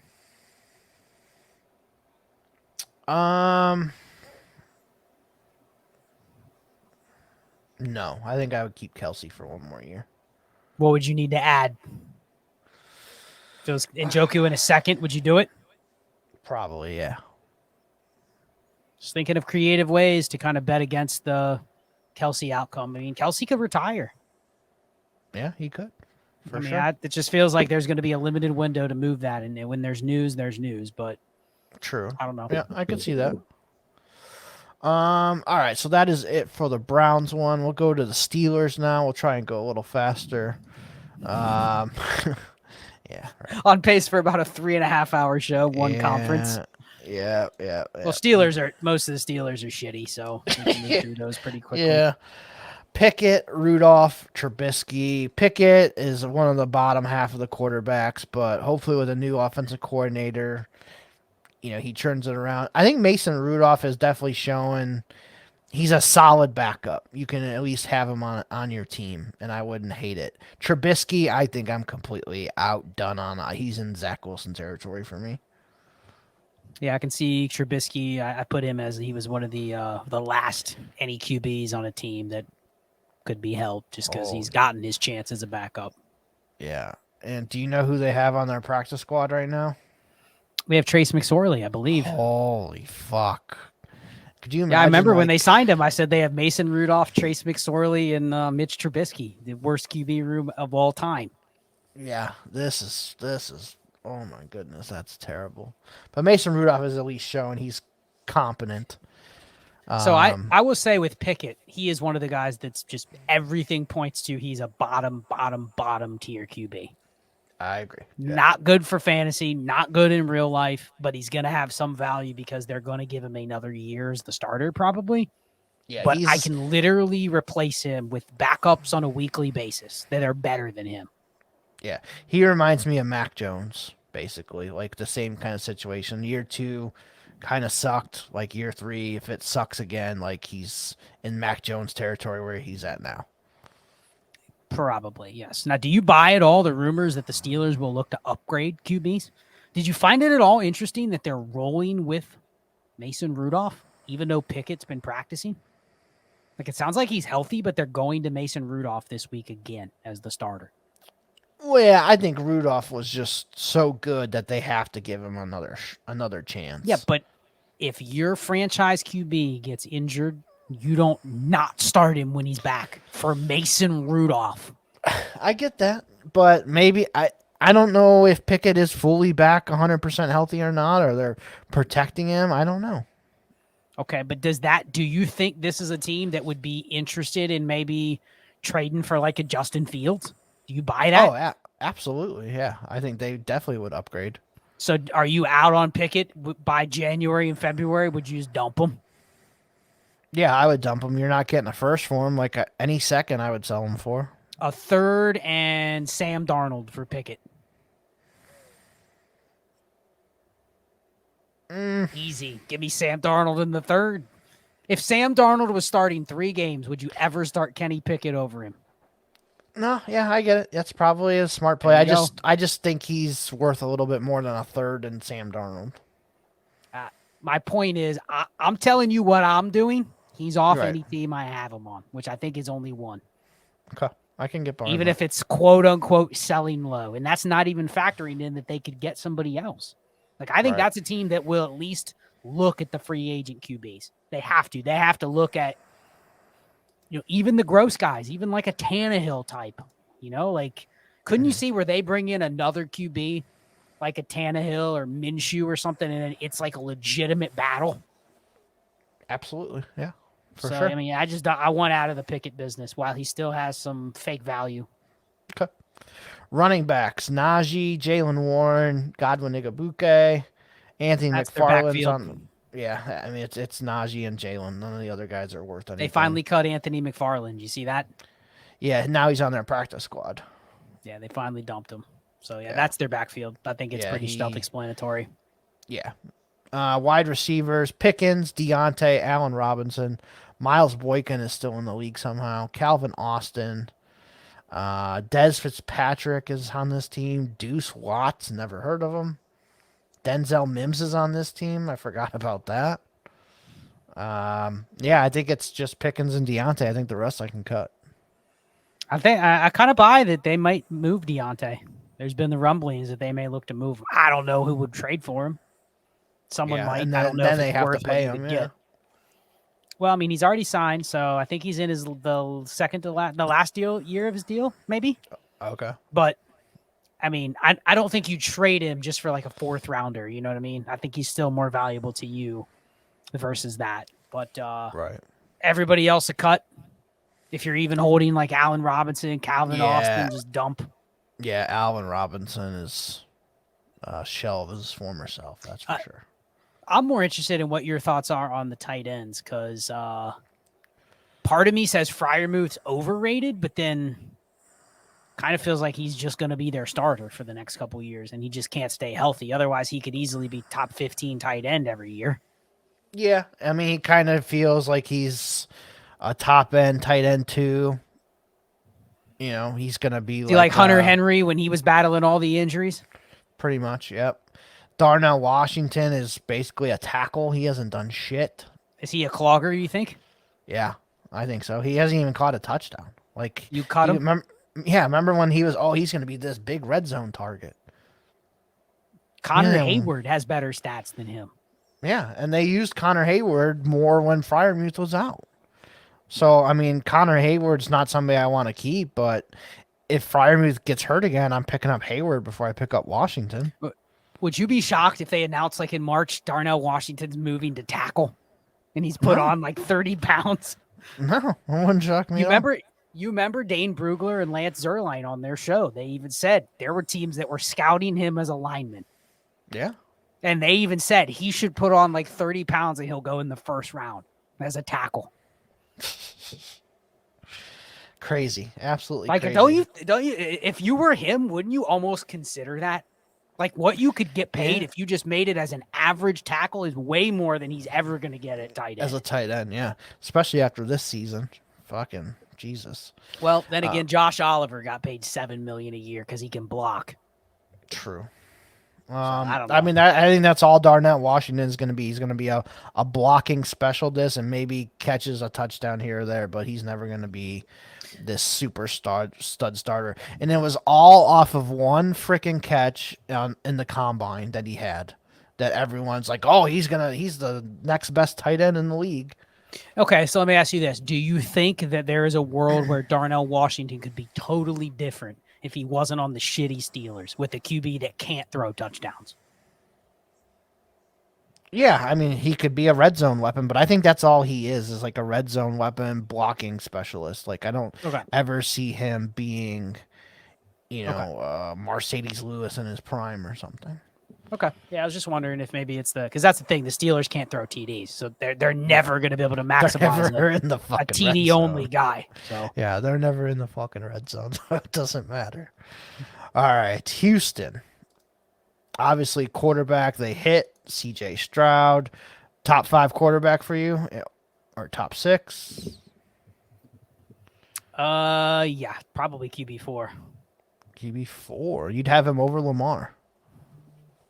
Yeah, I think I'd take Lamar over Stroud. I think he's probably QB4, honestly. Interesting. Okay. Case Keenum, Davis Mills. I don't really want either of them, but they're solid backups, so I could get holding them. I think one of them is going to be the Texans' backup next year. Yeah, and I would hope it's Keenum. Davis Mills probably just needs to go somewhere else. And they're both under contract, so I could see them both on the team. Yeah, they could just run the QB back next year with these same 3. Yep. Running backs, Singletary, Damian Pierce, Dare Ogunbowale. On their practice squad, they have J.J. Taylor from the Patriots is there. Anyone injured? I don't think so, no. Singletary and Dare are both free agents at the end of the year. I could see them re-signing Singletary for sure. Damian Pierce, I mean, a lot of people had him in like top 15 before the season. He's definitely not there anymore. I mean, right now, Pierce or Singletary straight up? Probably Singletary. Okay. So what do you do with Pierce? Is he just a body?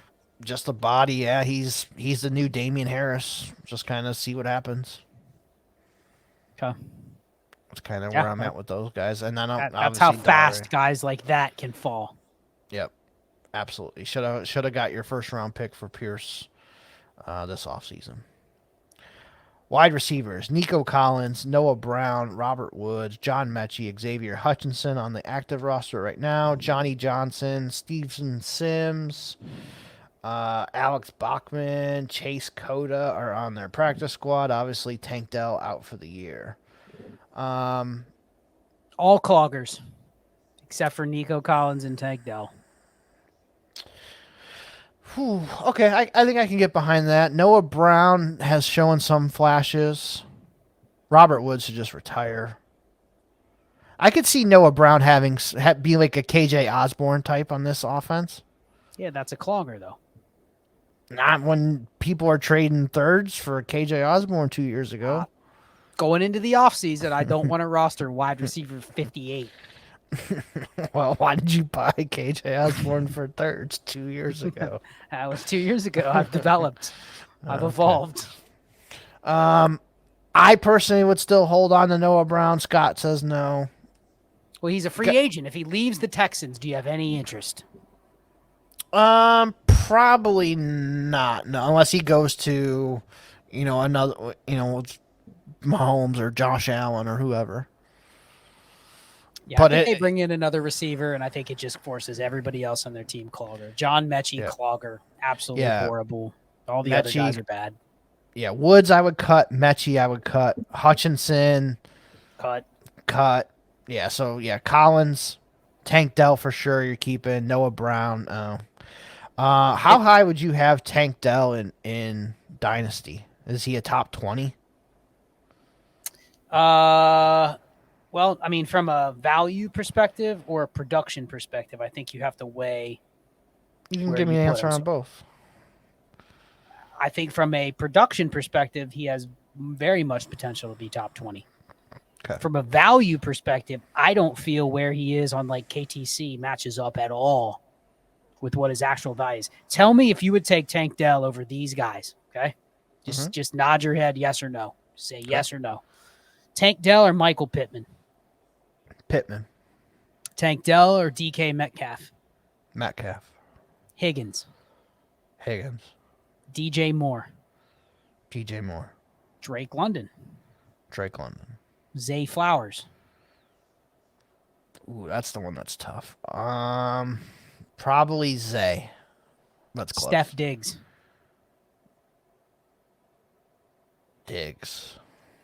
And last one, Tank Dell or Rashee Rice? Tank Dell. Okay. He's ahead of every one of those guys on Keep Trade Cut. Yep. Which is just fake value. Go try to get DK Metcalf or Michael Pittman or T. Higgins for Tank Dell and let me know what the manager says. And if the response includes the words, fuck you, I'm guessing that it's probably going to be something like that. So I mean, right now, Tank Dell or Nico Collins. Same offense, same QB, same situation next year. I'll take Tank. Okay. So he's probably top 24 for you, but I mean, I think there's bias against Tank Dell, and now that he's injured, even injured into the offseason, I think that he's not going to nearly fetch what you think he should. So I don't know what that means to you, but it just feels like he's overvalued. Okay. Tight ends. Dalton Schultz, Brevin Jordan, Eric Saubert. Dalton Keene is there, one of your favorites. You think they re-up Dalton Schultz? He's making $6.25 million. I'm gonna say no. You think this is a team that thinks they can win with just a rando because they have a good quarterback? Yeah, or they draft the tight end because these rookie tight ends have just been making the impact. Like if they can find their rookie tight end that could pair up with Stroud, I think that's probably the better spot. So does that make you like Brevin Jordan at all? I mean, he wasn't doing a damn thing until Schultz missed a game or two. So no, I'm not interested in Brevin Jordan. No. Are you interested in Schultz if he leaves the Texans? Ooh, I think he's like in the Hunter Henry range. Like he's just a guy that you would just start. Depends on Schultz where to he goes. Cincy. Let's go. I'd be fine with that because he'd be like another Hayden Hurst, maybe a slight upgrade on Hayden Hurst. He'd be like what he was the last 2 years, right? Like a low end tight end one type where you can play him because he's got a good quarterback, basically. Yeah. So yeah, we'll see where he ends up. Like he could end up in Minnesota and play ahead of Hawkinson there for a little bit or something. I can see that.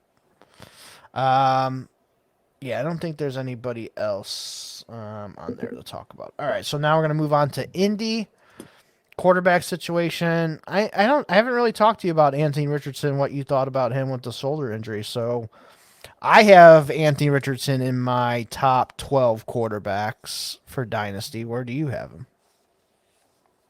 I think you got to put Richardson top 8. Yeah, that's kind of where I think I had him at 10. I mean, the only guys I'd take ahead of him probably Allen, Mahomes, Hurts, Stroud, Burrow, Herbert, and Lamar. I'm going to see if I can find my... Yeah, that's probably the 7. I think I'd take him over Trevor Lawrence, Tua, Brock Purdy, Kyler Murray, Dak Prescott, Justin Fields. Okay. So QB8. Call it QB8. Okay. I'm going to see if I can find my my quarterback rankings I did make not too long ago. Might take me a minute. Gardner Minshew and Ellinger. So obviously Ellinger I don't really care about. What do you think about Minshew? Still one of the top backups in the league that you're going to hold on to? Yeah, I mean, I think he's another Heineke, maybe a little better. Like he'll definitely get a shot to compete for a job. Like I was saying, that could be the guy that like the Steelers bring in or the Patriots bring in, or you know what I mean? Like it's a guy that's going to battle another player for a job. So I think he's definitely top 10 QB. Okay. But I think everyone already knows that. Like it's not like you're going to get him as a throw in or anybody's going to cut him. So there's not really a path to getting more shares. Right. All right. So I found it. This is my top 15 Dynasty Barry asked me for. So I did this for Dynasty Barry. Jalen Hurts 1, Josh Allen 2, Mahomes 3, Lamar 4, Burrow 5. Stroud 6, Herbert 7, Anthony Richardson 8, Tua 9, Brock Purdy 10, Kyler Murray 11, Justin Fields 12, Dak 13, Trevor Lawrence 14, Deshaun Watson 15. Yeah, probably very similar to mine. Our top 8 were the same. So yeah, right, locked up. Richardson just by default. And I think you can probably argue there's going to be some more excitement for Richardson over Burrow, Herbert, maybe even Lamar. Like, I think people are going to be more excited when he's coming back. So he might even. You're not worried about the shoulder injury at all? The shoulder injury that he has, no. But I mean, I think they're still a victim of he had a very small sample size this year. Right. Okay. The dude's still only started 16 games in his life. Seriously, it's not like he had a whole season to fail. You know what I mean? He only played 3 games, so he's still very raw. Right. Yeah, he's one of the most exciting players in the league for sure. Running backs for Indy. So Jonathan Taylor, Zach Moss, Trey Sermon, Tyler Goodson are on the active roster right now. And Xavier Scott. Yep, Evan Hull is on injured reserve right now. So what do you think about obviously Taylor still a top 10 dynasty running back. Zach Moss is definitely one of the better backups in the league. I will definitely hold on to him. Trey Sermon and Goodson. I liked what I saw from both of them in their game they had the other day, but is that are these two guys you're willing to hold on to in the offseason? Well, Moss is a free agent, so I definitely think he's potentially gone. Right. I mean, this is only going to be the only time he gets any money, so I can see him going somewhere else. True. I think they like Evan Hall. I think they'll give him another shot. Like, he probably was going to have that role that we saw from Moss, or at least get a chance to, but then he got injured early. So I think he's a guy that talked about him earlier. Like, he's a throw-in, but they drafted him. And I actually am intrigued by the guy that can catch passes in this offense because I think it's a good offense to have pieces in. Right. So yeah, I'd probably cut Sermon and Goodson because there's no guarantees for either of them. But I can also see where you pick them up because they've got some NFL experience now, and right. Someone else could pick them up. They feel like another Gaskin Ahmed type, where they're just gonna linger. Right. Yeah, they have the name value. I agree. Wide receivers: Pittman, Josh Downs, Alec Pierce, DJ Montgomery. I mean, the other receivers aren't even really worth mentioning. It's Pittman, Pierce, and Downs. Pittman or Pierce, Clogger. Downs is a guy I would consider re-rolling. He's okay. Yes, but I think he's somebody that I would re-roll if I could get a early second, or if someone wants him, I'm willing to take something else. Downs Pittman obviously is top 20.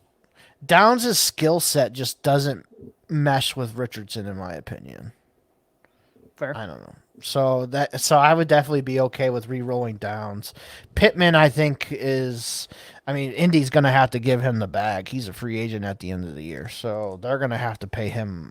He's going to have to get the $20-25 million deal like T. Higgins is going to get. I wonder if Irsay tags him, though. Yeah, probably. To play games with him. Yeah, I could definitely see that.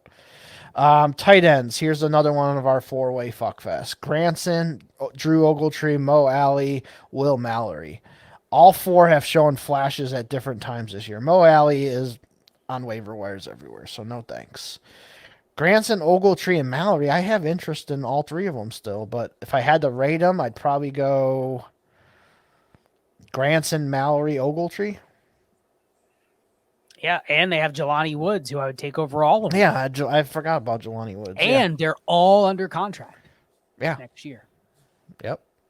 So something's got to give. I'm okay stashing all of them, but probably they're all roster cloggers, which is crazy.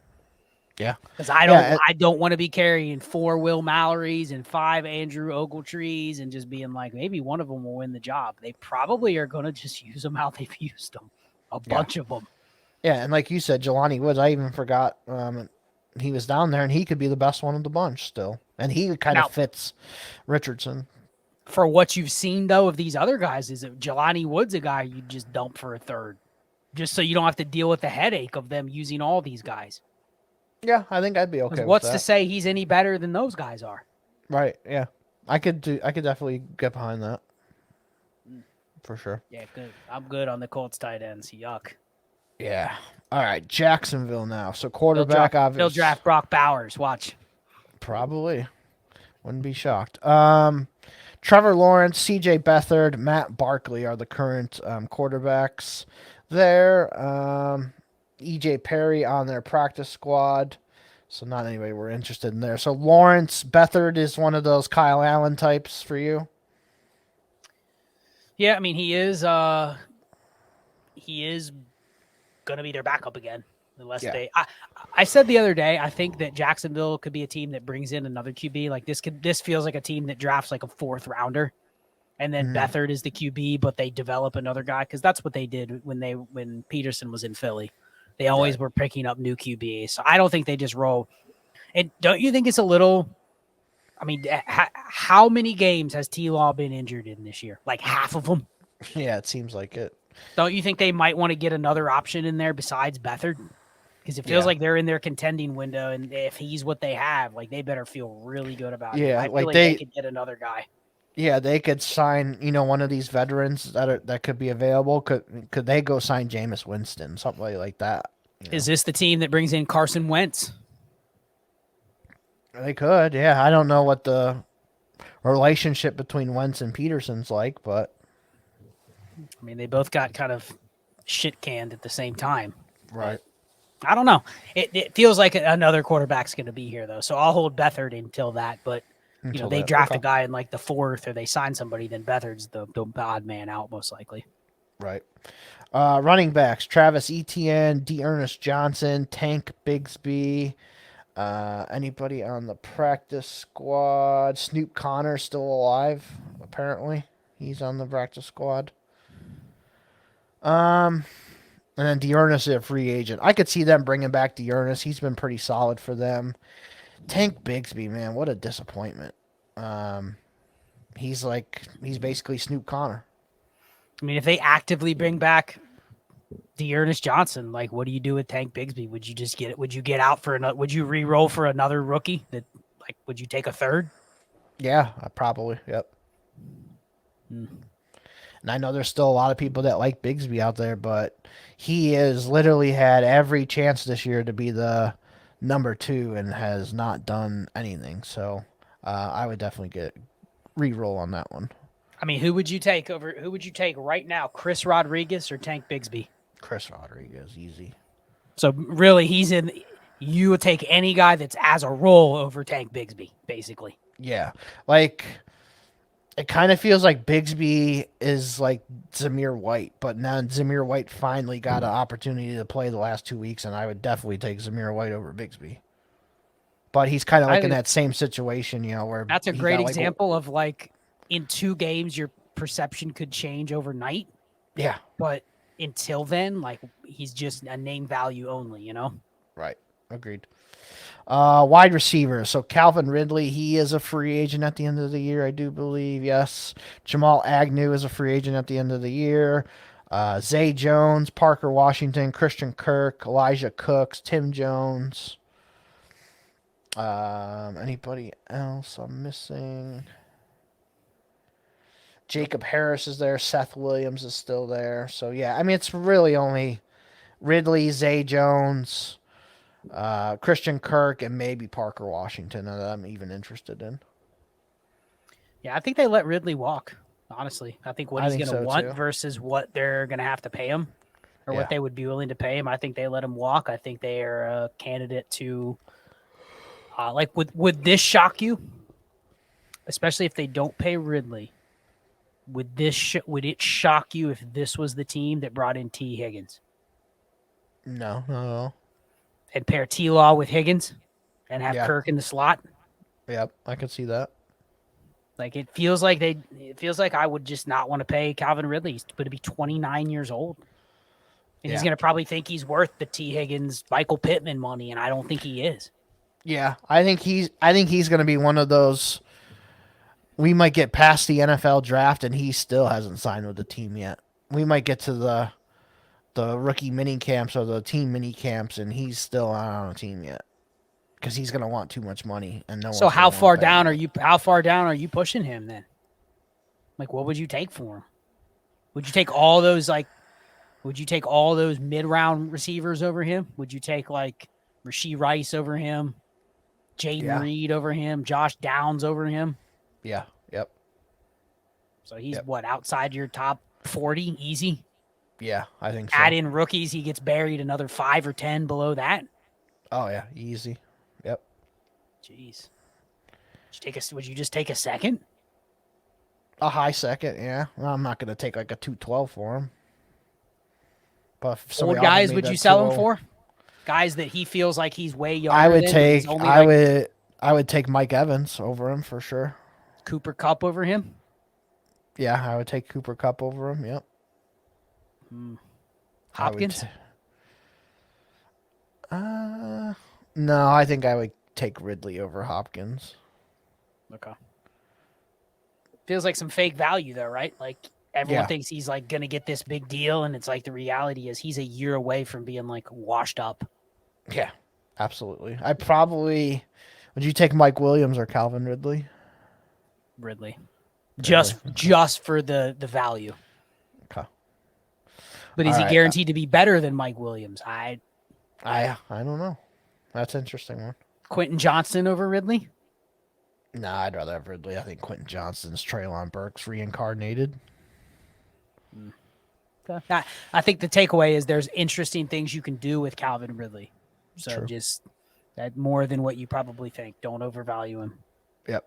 Tight end, Evan Ingram, Luke Farrell, Brenton Strange. Evan Ingram's the only one I'm keeping. The other two can go on waivers. That one's pretty easy. You ain't going to wait 3 more years for Brenton Strange to get his chance? Nah, I'm going to pass on that one. Man, that's kind of a...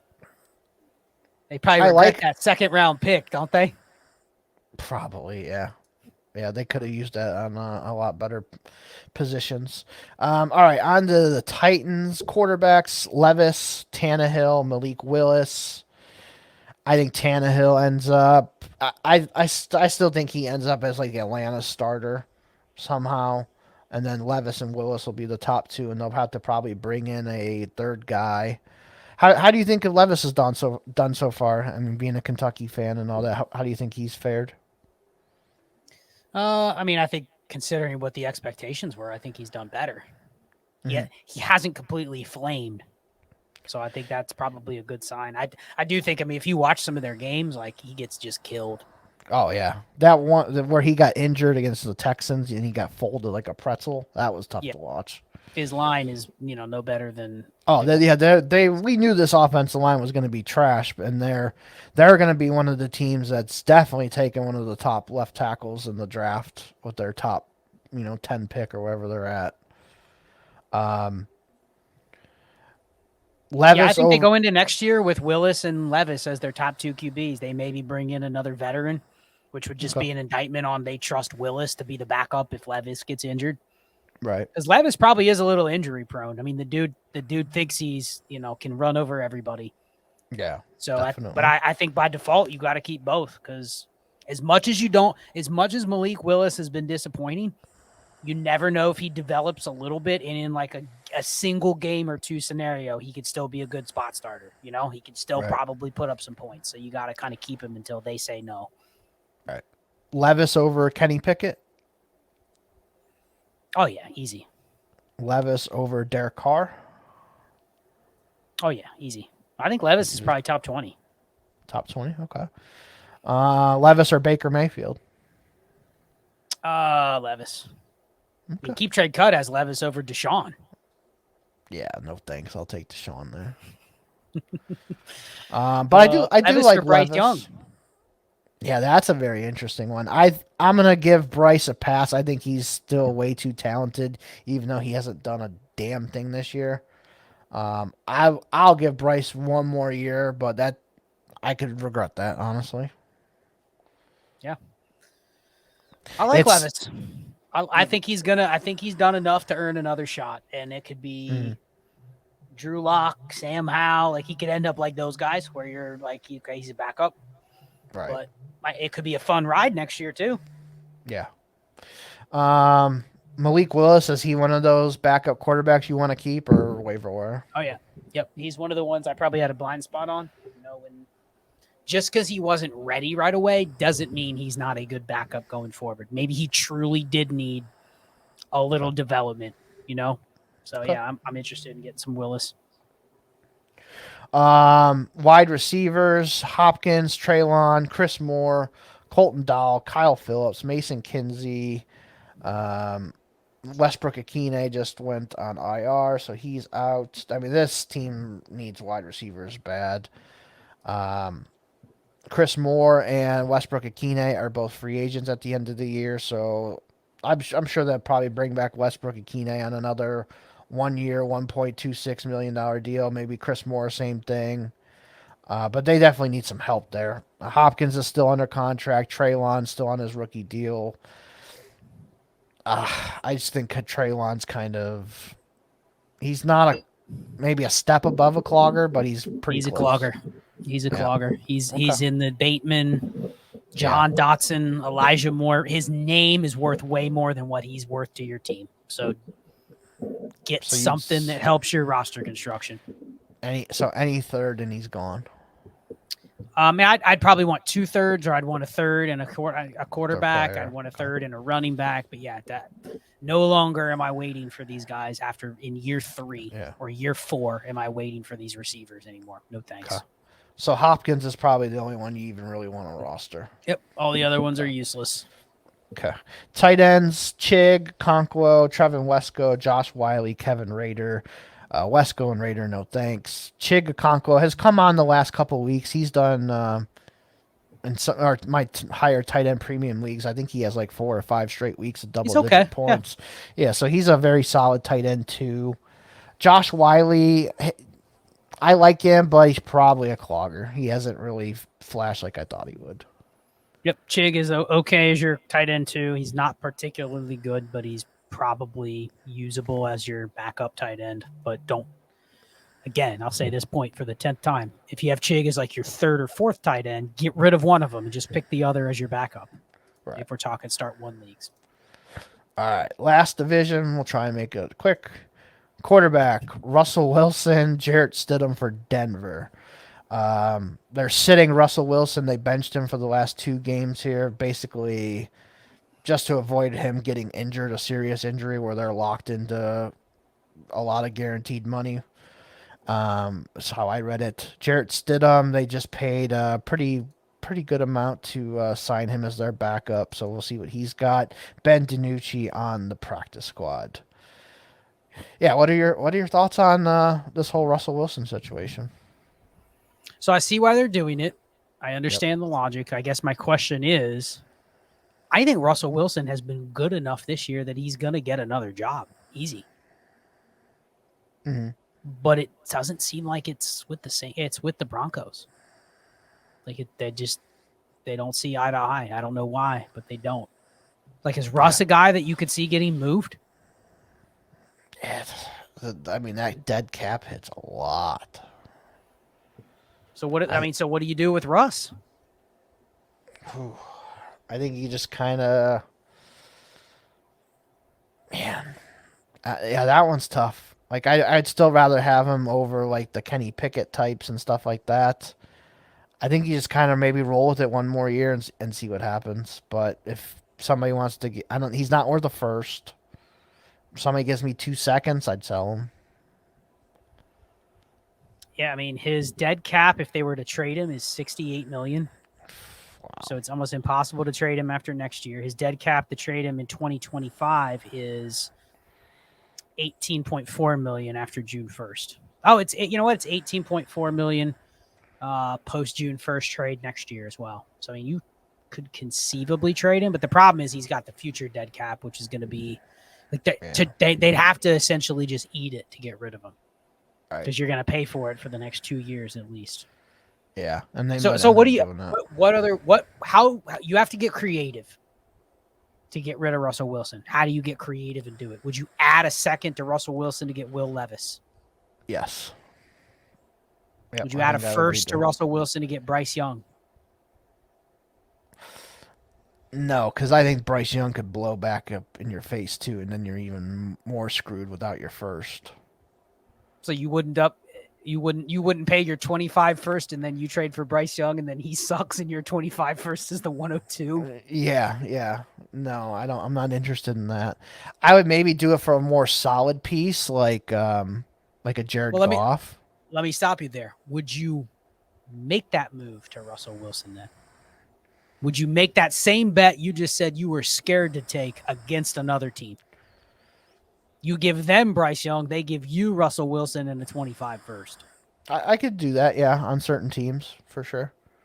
What other QBs would you make that move for? Because I'm in the move of I'll buy Russell Wilson if he's going to get buried. Yeah, I could see that too. Yeah, yeah. I mean, would you do the same deal for Goff? Goff for Russ in a first, 25 first, and Goff's your QB2. No, I think I would hold on the Goff. Interesting. On that one. I think I'm always taking the picks in that range. Yeah, I could see that. What was the other one I was just thinking of? Another opportunity I think you could pull off is, could you just do Russell Wilson for Kirk Cousins straight up, and then just bank on Cousins comes back and he's fine? Could. I think that's. Would you take Rodgers over Russ? Probably, yeah. But that's just because I'm biased. I think you can make those two deals. Yeah, I agree. Yeah, I agree. If you're willing to take the injured guy, you can probably get that discount. I agree. And Stidham's still probably one of the top backups, top 15 backup. I mean, he's their backup for the next 2 years. They signed him to a multi-year deal, and he's going to get – I'll just say this. Stidham is going to be sink or swim for the next 2 games. Yeah. What if they go out there and they let him chuck it and all the receivers come alive? Yeah, that would be and you're like, man, maybe it was a Russell Wilson, Sean Payton issue, you know? Yeah, definitely. I could definitely see it. Like Stidham when he started last year for the Raiders against the 49ers when the 49ers were really good. Isn't this ironic that they buried Carr for the same reason?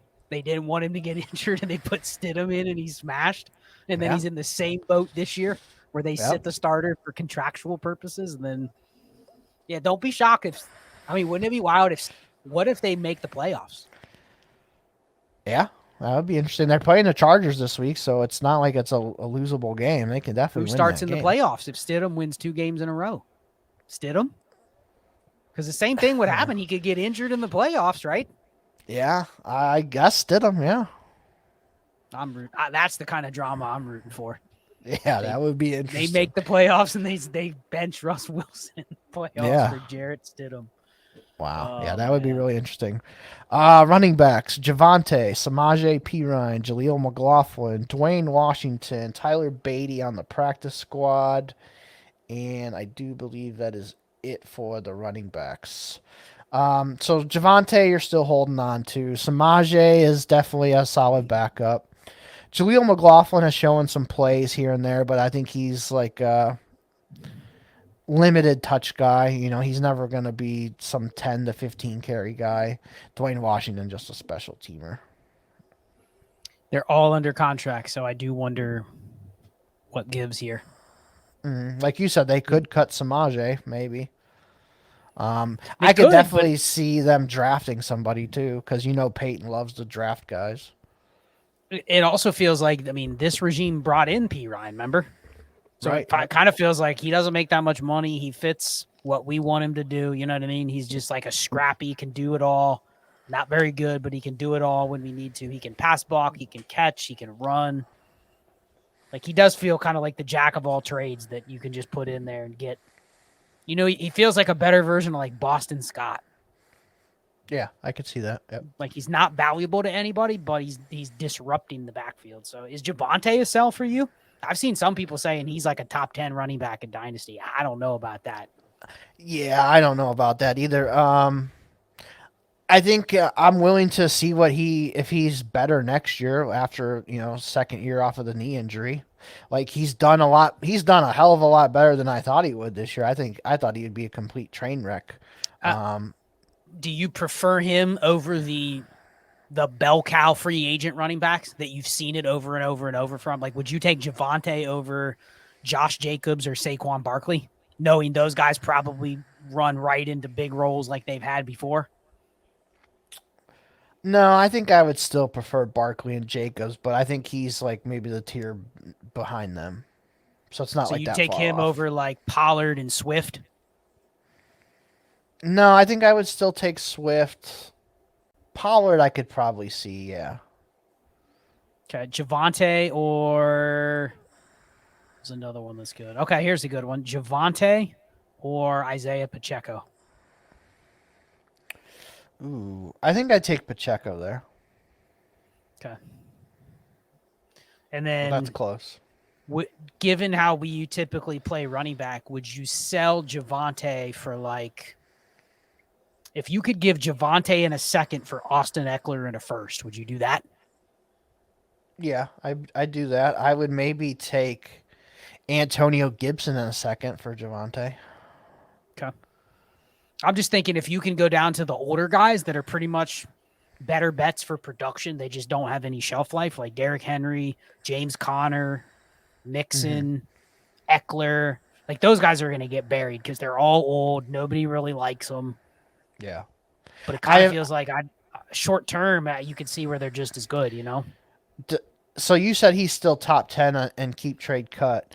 He's 14, but there's, he's 14, but James Conner's 36. Okay.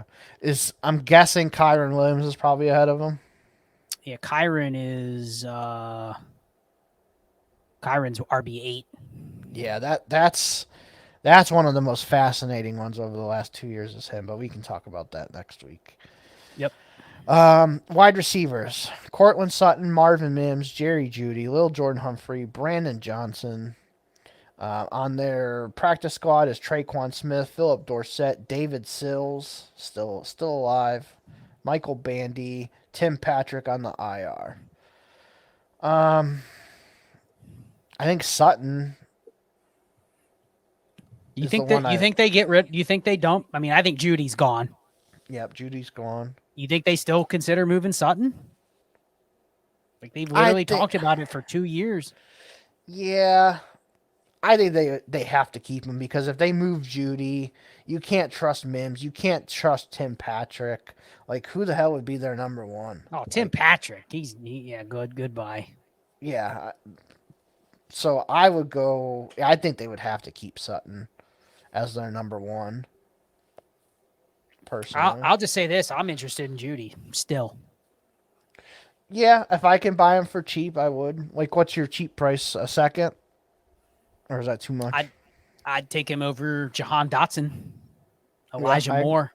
I think he's just better than those guys. Those guys really aren't that good. So that type of deal, if you can get that type of deal, I think you might even be able to get a plus. Let me look at where do you think Judy is in keep trade cut right now? Probably like 50. He is very close. Judy is wide receiver 46. Okay. Here's some guys that are ahead of him. I mean, Jahan Dotson's ahead of him. Like, honestly, Calvin Ridley or Jerry Judy? One is 5 years older than the other. Yeah, I'd probably take Judy. I mean, the thing with Judy is he's only 24. Yeah, and he hasn't. You have to look at the last couple of years and been. I mean, almost his entire career. I mean, he dealt with Drew Lock, Trevor Siemian, Teddy Bridgewater. You know what I mean? The Nathaniel Hackett, Russell Wilson team. Yep. Like, I'm not saying Judy's great, but would you say it's pretty fair to say his career is largely spent in just like awful situations? Pretty much, yeah. I mean, Judy or... All right, here's a good one. Judy or Romeo Doubs? I think I would take Judy. I think Dobbs is like a solid wide receiver 2 on a team, but he's never going to be like an alpha. All right, last one. Judy or J-Mo?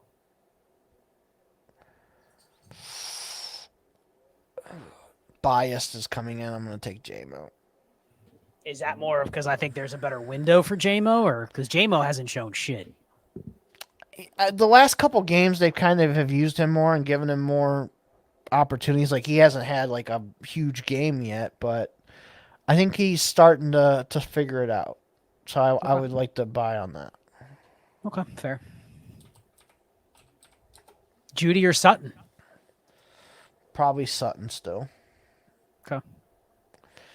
But yeah, I think I like your idea. Like, if I could trade Elijah Moore and just some random third for Judy, I'll do that. If I can trade Jahan Dotson and a third for Judy, I'll do that. Well, and here's the other thing. There's a path for Judy to go to a new team, which means there may be excitement for somebody to go, hey, I'm finally in on Judy. Yeah. That's not going to exist with those other guys. Yeah. The other guys not really interested in, but Mims. We didn't really talk about him. What's your thoughts on Mims? Clogger? KJ Hamler all over again? I mean, we both liked him a lot. He hasn't done anything. Yeah, and on this team, don't even play him at receiver hardly. Yeah, so that kind of has me scared on him for sure. And they've given a lot. They gave Jaleel McLaughlin a ton of chances. They're going to give Jarrett Stidham chances. They give Lucas Kroll chances. Why aren't they just playing Marvin Mims? So this idea that they love him, but he's the only guy they haven't given a chance to for two guys they don't like. Yeah. What makes you think Sean Payton's saving Marvin Mims for the future? Exactly. Yep. So I'm with you on that. I'd re-roll Marvin Mims. Give me a high third or 2/3. I'd do it. Third and a fourth. See ya. Mm-hmm. Yep. Agree. Tight ends. Troutman. No thanks. Manhurts. No thanks. Lucas Kroll. He's been very interesting. I think that's a guy I would stash. Nate Adkins, never heard of him, and Greg Dulcich. Dulcich, I'd sell for a third. Troutman, no thanks. He's just a guy. Probably still be on the team. But Lucas Kroll, what do you think of him? I know that's one of your guys that you liked in the past. I mean, he's probably a.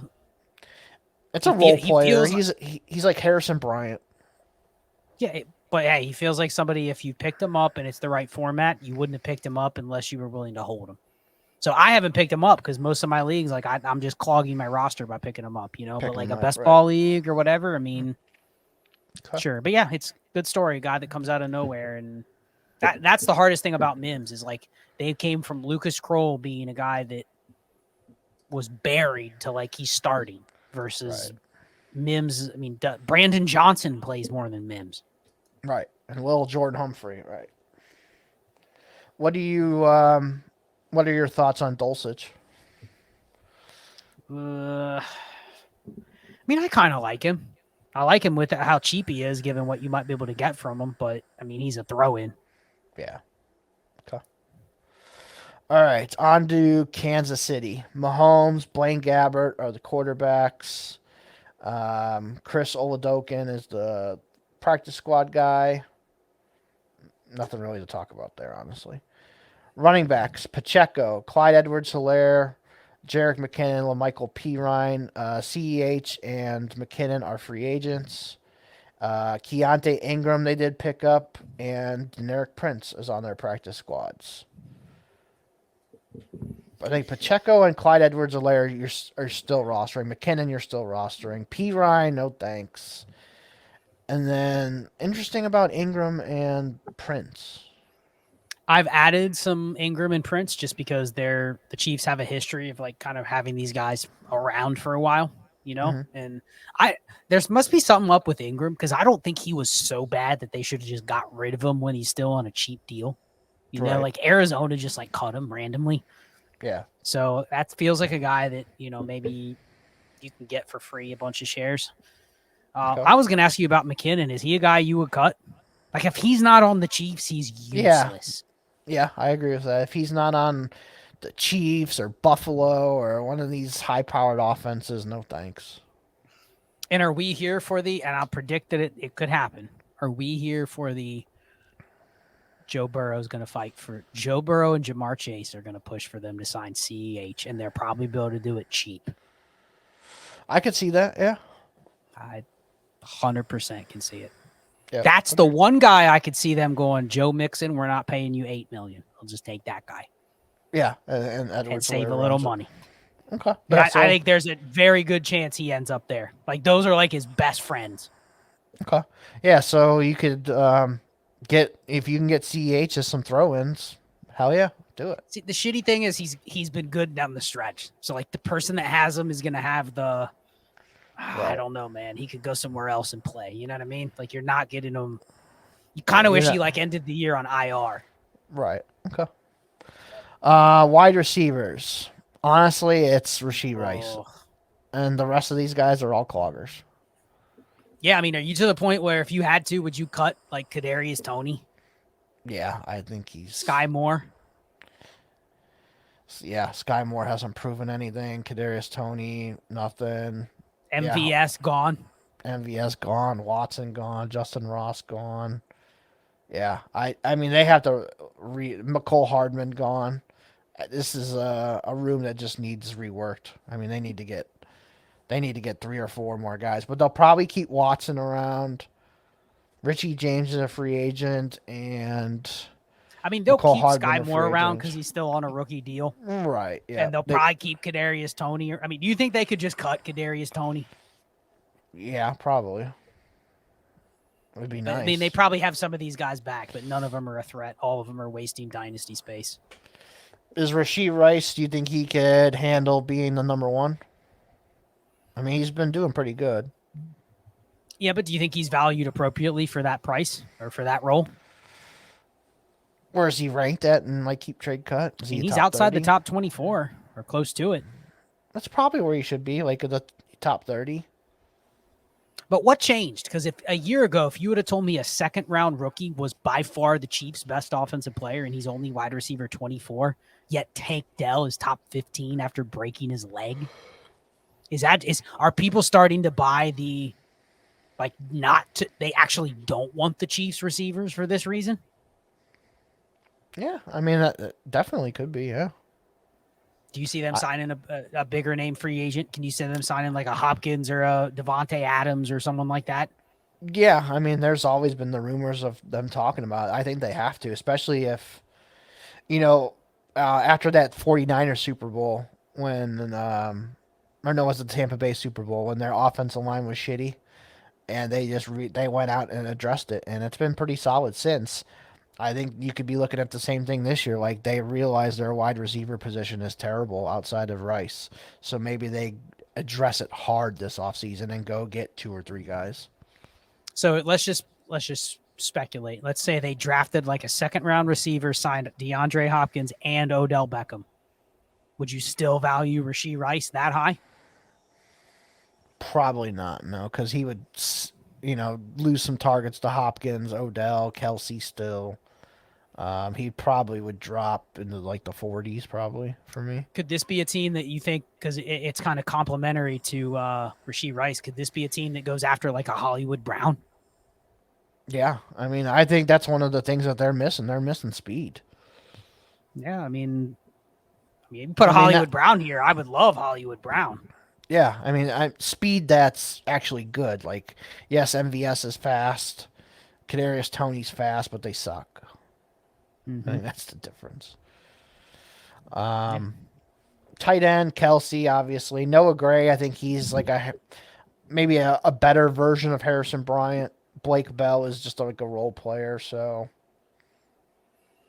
Yeah, I'm good. I don't need to stash Noah Gray. He's not taking over for Travis Kelce. Yeah, it's going to take a Kelsey retirement for that to happen. Mm-hmm. Raiders. So quarterback, Aiden O'Connell, Jimmy Garoppolo, Brian Hoyer are their 3 quarterbacks right now. And nobody on the practice squad. Let's see. Aiden O'Connell. I think he's I'd take him over like Mac Jones. I'd take him over Kenny Pickett.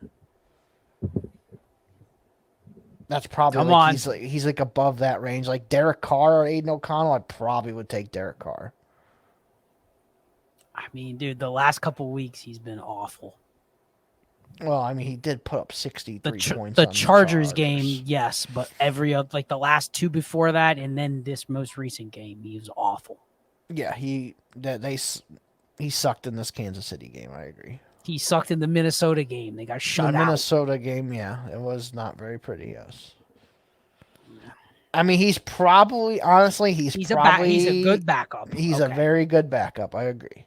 He's probably does he get the chance to be the starter next year? I think he gets maybe the chance to compete for it. I think that's his best. Stidham. I'd rather have O'Connell. Okay, so where do you put him in terms of the higher end backups? Sam Darnold. I think Jacoby, those types. Yeah, I probably would rather have Jacoby and Darnold. Minshew. Minshew, I probably would rather have. But I think he's like right up there. Like I'd rather have Aiden over Andy Dalton. I'd rather have Aiden over Jameis Winston. Okay.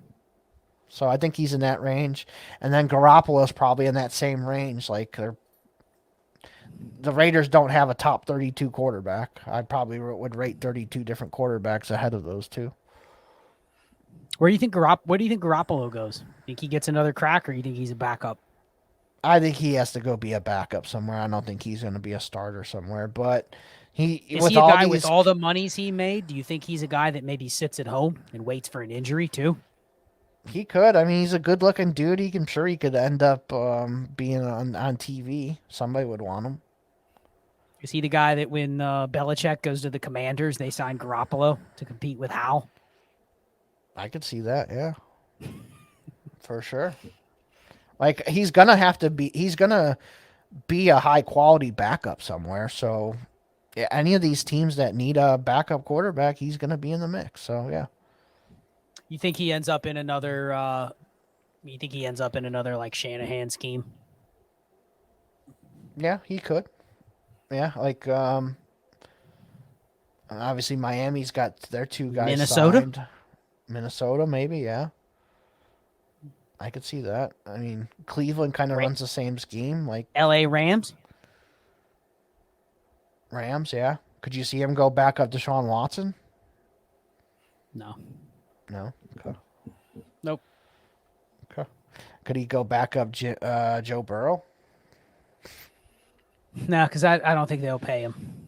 I don't think these teams that are paying big bucks for their quarterback, their starter, can afford to pay Jimmy D. You know where I could see him that I think makes some sense? I could see him in Houston. Yeah, I could see that. How about With, Dallas to replace Trey Lance? No, I think they roll with Lance. But I could see Houston with D'Amico Ryans. I could see him backing up Stroud. I could definitely see that. Yeah, that's a good one. Running backs: Josh Jacobs, Zamir White, Amir Abdullah, Brandon Bolden.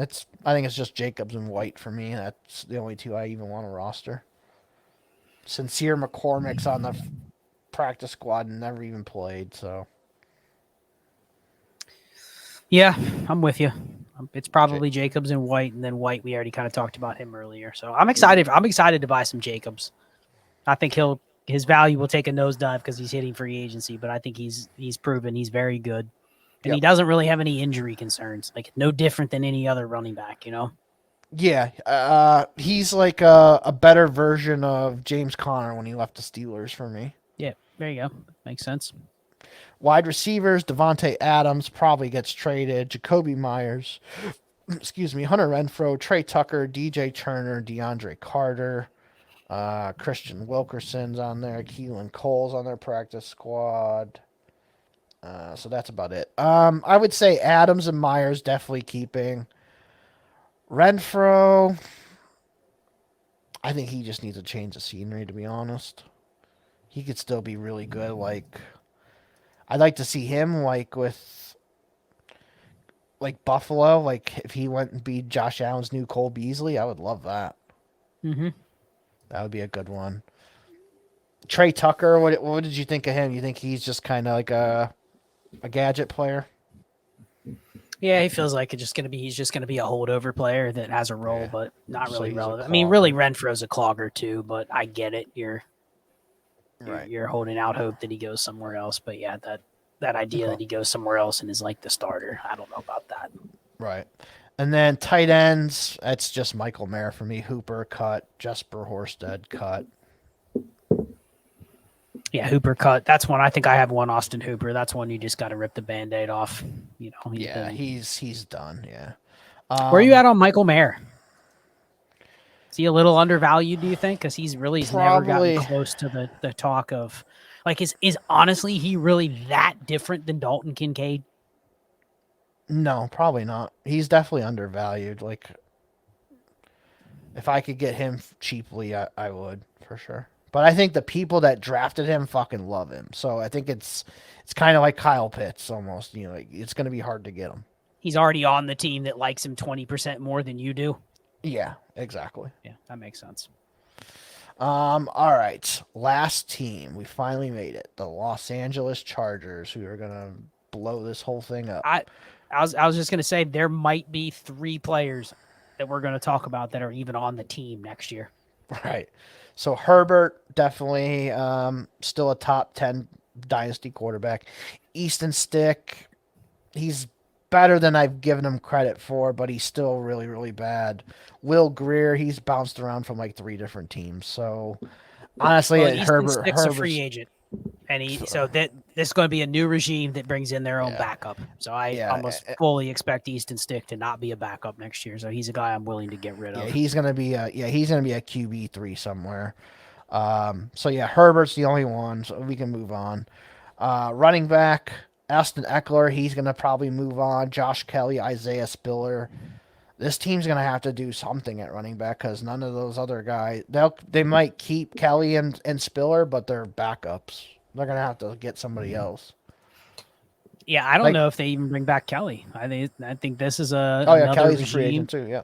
This is another regime that, you know, whoever comes in is going to want their own bodies. Yeah, like maybe this is where Josh Jacobs ends up. I could see that. Yeah, it probably depends on who the coach is, but yeah, I can definitely see them bringing in a new system, everything. So like a lot of what you think you know about the Chargers, this is probably the team that's going to have the most turnover. Like literally almost all their skill players are going to change. Right. Agreed. Wide receivers, Keenan Allen, Josh Palmer, Quentin Johnston, Mike Williams, Jalen Guyton, Alex Erickson, Darius Davis. I would say Mike Williams, Keenan All clog, Allen. except for Keenan Allen. You think Mike Williams is still a clogger? I think he gets cut. Yeah, he very well could, but I think he could end up somewhere and do decently. But he is coming off an ACL and he's older, so I get it. Palmer. Mike Williams will never be in a better situation than he's the number 2 for Justin Herbert when they throw it 700 times a game. Yeah, I agree with that. And then Josh Palmer, do you even want him without the same offense? Like, is he just there by default? Yeah, he's probably just a solid number 3 guy. He's never going to be Warren, right. Yep. And Quentin Johnston, I think he's Treylon Burks. He's a bust. So how are you getting rid of Quentin Johnston? There's no market for him. Where you willing to take less just to get him off your team? The way to get rid of him is never draft him in the first place, like I did. Okay, but how many do you have? I honestly have 0. I have none. Okay, so if you had 1 or 2, what creatively would you do to get rid of him? Like you would probably have to get a player that you actually like that is just super undervalued. Hunter Renfrow comes to mind because we just talked about the Raiders. Demario Douglas or Quentin Johnston? Demario Douglas. Would you add a second to Quentin Johnston to get like Tyler Lockett? No, because Tyler Lockett's almost 30. I probably would want somebody a little younger if I could. Hopkins. Yeah, I'd probably rather have Hopkins. Can I get Mike Evans for Quentin Johnson in a second? Yes, I would. No, I'm Mike saying Evans. You got to add to QJ. You probably got to add a second. That's what I'm saying. Quentin Johnson and a second to get Mike Evans. Johnston in a second or Cup? I'd rather have Cup. So you're basically willing to go old and just let those guys die on your team before you're holding Quentin Johnston. Yeah, I didn't like his profile or anything when he came out. And he's had every opportunity this year to do something, and it's just been a disaster. So I'm out. So QJ in a second for Keenan Allen. You'd take Keenan Allen? Yeah, I would take Keenan Allen. Yes. I think those deals are worth trying, but you're going to probably have to be creative in what you accept because you're not tiering from Quentin Johnston to a better young receiver. You're going to have to go to like undesirable range to get rid of him. Right. Tight ends, Gerald Everett, Donald Parham, Nick Vannett, Stone Smart. Gerald Everett is a free agent, so I think Everett walks. He'll go somewhere else. He could be a Bengals guy if they can't get somebody. I would like that for Gerald Everett. Could. Because that was where Zach Taylor was with him, right? Or was that the year after? No, they were together. So that could be somebody. I don't think they go that route, though, because I think they learned their lesson from Irv Smith. I think they're going to want a guy that can then do different roles. I'm just guessing. Okay, I could see that. I don't think they go for a guy like Everett. I like Everett. I wouldn't mind it, but yeah. I don't think so Parham's not a free agent. Do you think they just maybe lock him in as a starting tight end? No, because I think that's another guy that's just subject to he's only there because of the situation. I kind of wonder if it's just they just reboot. That's why a lot of these that are not listed as free agents, Mike Williams, Parham, Spiller, like all those guys I think are on the chopping block too because they have no allegiance to a new regime. Hell, is it crazy to think they could cut Keenan Allen? No, because they were talking about it last year and they didn't. That's what I mean. I could definitely see it. Yeah, so I guess one last question for you on Justin Herbert. Are you worried next year could be a little bit of a struggle for Herbert with everything just being brand new? Absolutely. Yeah, for sure. I mean, they still have a very solid offensive line as long as it stays healthy. So that's good for them. But like you said, they could cut Keenan Allen. They could cut Mike Williams. Austin Eckler could walk in free agency. Like, what's he going to be throwing to? Josh Palmer and Quentin Johnston and...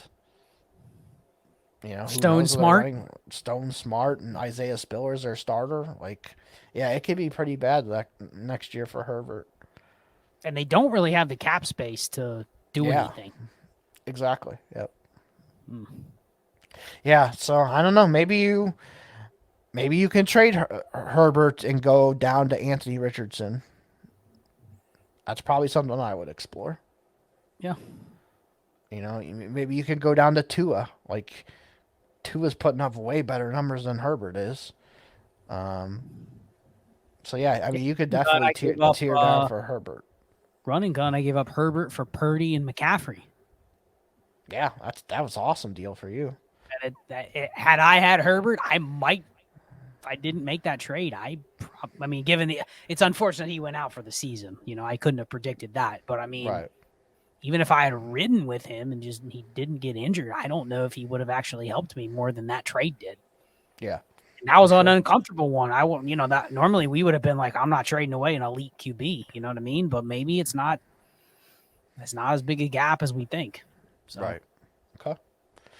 All right. You ready to do America's favorite game and we'll get out of here? No, I'm ready to. Let's just do the NFC right now. Yeah, we'll be here till 8:00 our time. Jesus. Nah, yeah, I'm good with America's favorite game.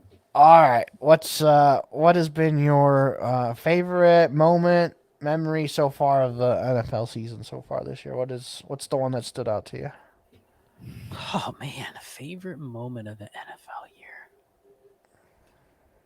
Well, I mean, I'm biased, so I could give some Bengals stuff, but I actually think probably the coolest moment, just because I am a Kentucky fan, was the Will Levis comeback on Monday night. Yeah, that was pretty cool. That was a pretty good one. I had nothing really invested, but the discourse after the A-Chain blow-up game against Denver was just wild. Like, he went from I'm not sure what I have to like RB3 overnight. Yeah. Like much. People are like A-Chain over Gibbs, like A-Chain over Bijan. You know what I mean? And he's like, talk about overreaction. I mean, I'll never forget that week. The Puka Nacua debates in the first 3 weeks. Yeah, I mean, he's still been producing, man. Like, I know, but I mean, Mike selling him all his Pukas for Quentin Johnston. Yeah, I think I talked him into that. My bad. I mean, but at the time, I understand the premise, because I sold a Puka for the same reason. Like, I sold one for Cooper Kupp. I was like, I'm just gonna bet on Cooper Kupp, and then I regret that one. But I think that discourse of being able to see that those two guys specifically just kind of come out of nowhere and literally go from buried to like top 30 dynasty assets within like 2 weeks. Yeah. So yeah, that and then the Levis comeback was my favorite. And I will say, just as a Bengals fan, I mean, what could have been, man, when they went into San Francisco and trounced them. Yeah. Just it's a fragile game, man. So how about you? Yeah. Obviously, old Joe Cool coming back and leading this Browns team to the playoffs when I thought they were done. That big I think the turning point of their season was that Colts game where it was like back and forth, like 39-38 or whatever, and they ended up winning it with PJ where they got all the calls in the fourth. Yeah. With like PJ or the PJ Walker San Fran game. That was a big game that like they had no business winning that San Fran game. Yeah, that's another one. Yeah, I forgot about that. So I would say those two are the turning moments, because if they lose both of those games, they're not in the playoffs. They're not making it. Now they're 10-5, and they're going to face probably the 4 seed, which is probably going to be Jacksonville or Indy, Houston, whoever it is that wins that division. And the Browns can legit go in there to either of those 3 teams and go win. Oh, they'll be favorites. Yeah. Because they beat all those teams already. Right. So I think that's PJ Walker. I mean, as much as I didn't think PJ Walker is very good, but he has definitely gotten 2 big wins for the Browns this year. And then the way Flacco has come in and played the last 3 or 4 weeks has been nothing short of amazing. So as a Browns fan, I've enjoyed that. Puka Nacua, I didn't see that coming. Me and you are always 3rd, 4th, 5th rounds we're drafting running backs. We are never taking Puka Nacua ever. So I probably still wouldn't take him, but I don't know. Maybe it's something we have to look in our process a little bit more. Well, I don't know about that. I think definitely if you're going to do more best ball leagues, that should be the type of guys you always get in the best ball leagues. Right, yeah, instead of the running backs. And never draft the Chris Rodriguez's, the Chase Browns, those guys in best ball leagues, because how those Kendre and Tank Bigsby shares feeling in best ball. Yeah. You got rid of them months ago. You know what I mean? Because they're just zeros every single week. I was going to ask you, is there any – I have a couple Browns fans. You don't know them specifically, but they always tell me they think Stefanski's gone no matter what. Like, do you feel that way? No. Or do you feel the opposite? Like, they might actually give him credit for, like, an amazing job this year. Because they've had, 3 linemen injured and Chubb and a couple defensive starters. I mean, Denzel Ward misses every other fucking game. I mean, like you just said, he beat San Francisco when they've been one of the best teams in the league. Yeah. He beat, he's won games with 4 different quarterbacks playing with Watson, DTR, PJ Walker, and Flacco. He should honestly be. Their offense was built around Nick Chubb. To take that away and be like, you have to become a passing team. Like, you got to give the coach credit for that.